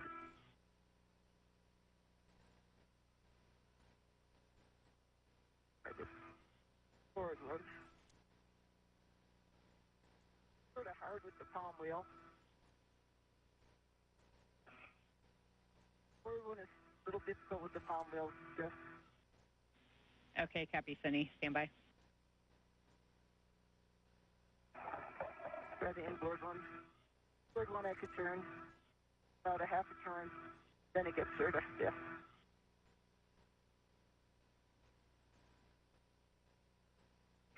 It's on here solidly. The only problem is it has the ability to move up and down a little bit because its bolts aren't flush all the way down. Yeah, copy, Suni. I see that it kind of moves up and down a little bit in your HECA view, so stand by. We're talking it with the MER.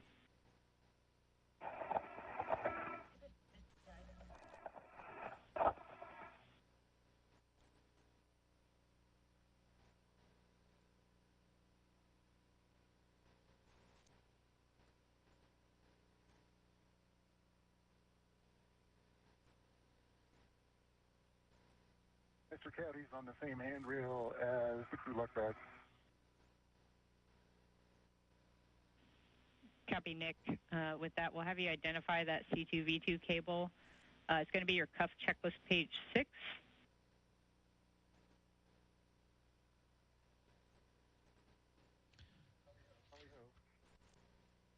Awesome. So for the order of ops here, you're going to release the truss wire tie just inboard of the C2V2 stanchion, and then release the cables from that, leaving the wire tie on the truss.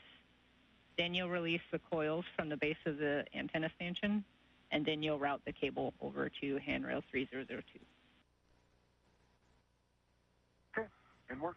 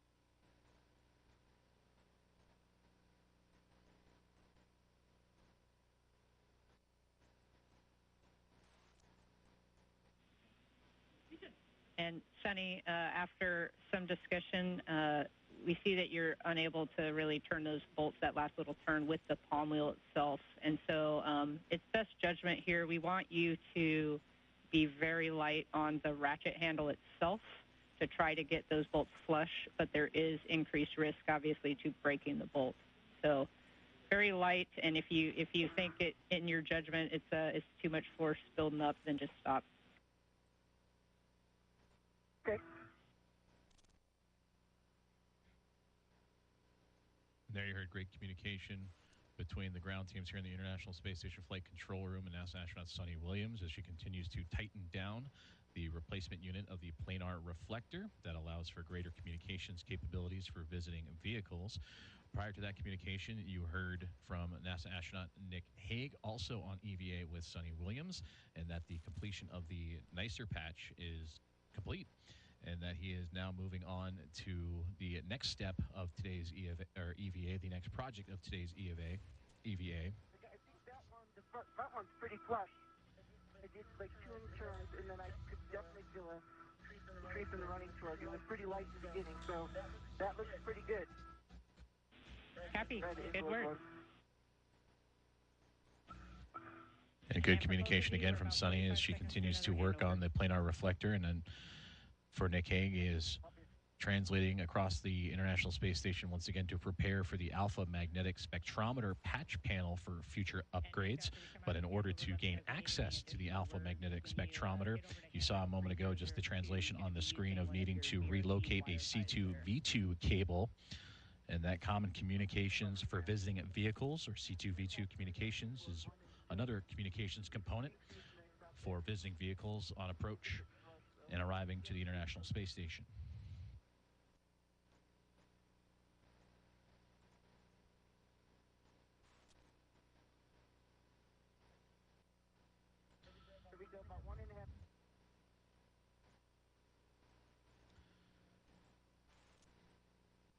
An expected loss of signal as communications satellites have signals transferring, and there you can see a great look inside the International Space Station Flight Control Room and Mission Control Center in Houston, Texas.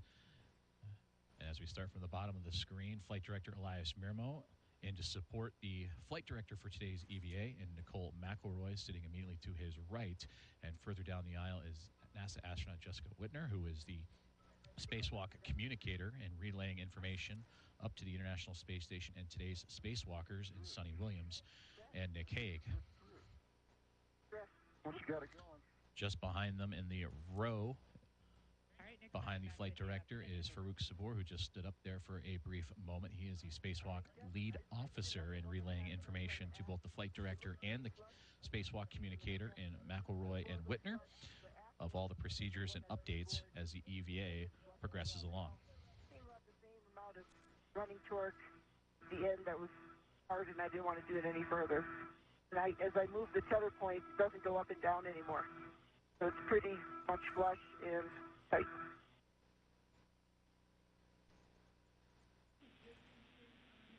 Copy, Sunny. That sounds like a good config and a good install. And we're still out your Hecka cam right now. We have a couple more seconds till KU comes back. But looks like a good install, or sounds like a good install, so we can tend the ratchet wrench and wipe back to the crew lock bag. Okay. I'm going to move the tether point to the tape tether.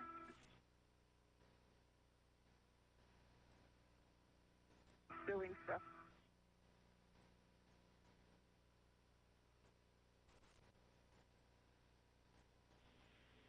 And Sunny, we're actually checking with the back now to make sure they're good with the install as well. But that bag ret is going to be the ret that's on the spare planar reflector now is going to be removed from the tether point and then attached to the tape cover to remove the tape cover. Okay. That said, we just got your Hecka view back, and we wanted to see what that blue bag was and whether or not it's clearance to Dragon. We just kind of have a funny camera angle here. What did you just say? Yeah, Sunny. We were just noting the white bag with like the blue stripe or the blue lip on it, kind of floating. Looks like floating out of the crew lock bag. Spare. Get this working, and then I'll be back with you. So, good block. Okay, Sunny. Yeah, we're good now. We noted it. We just got your heck of view back.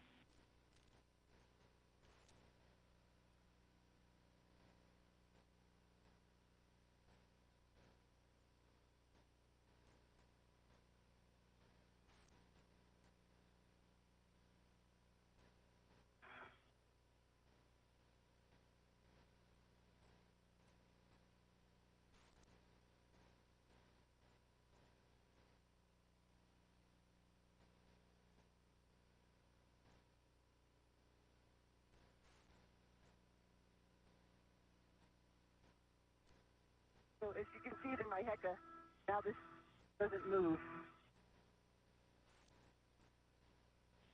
Yeah, that's good words, and we see it, and it is a good install. Backroom's happy as well. So we are good to clean up. So we will, when you're ready, release that ret and attach it to the tape cover, and then you can remove the tape cover from the spare reflector. Okay, it is being removed right now. It's off. Awesome. You can tend all that back to the crew lock bag, and then we'll get your camera out to take some photos.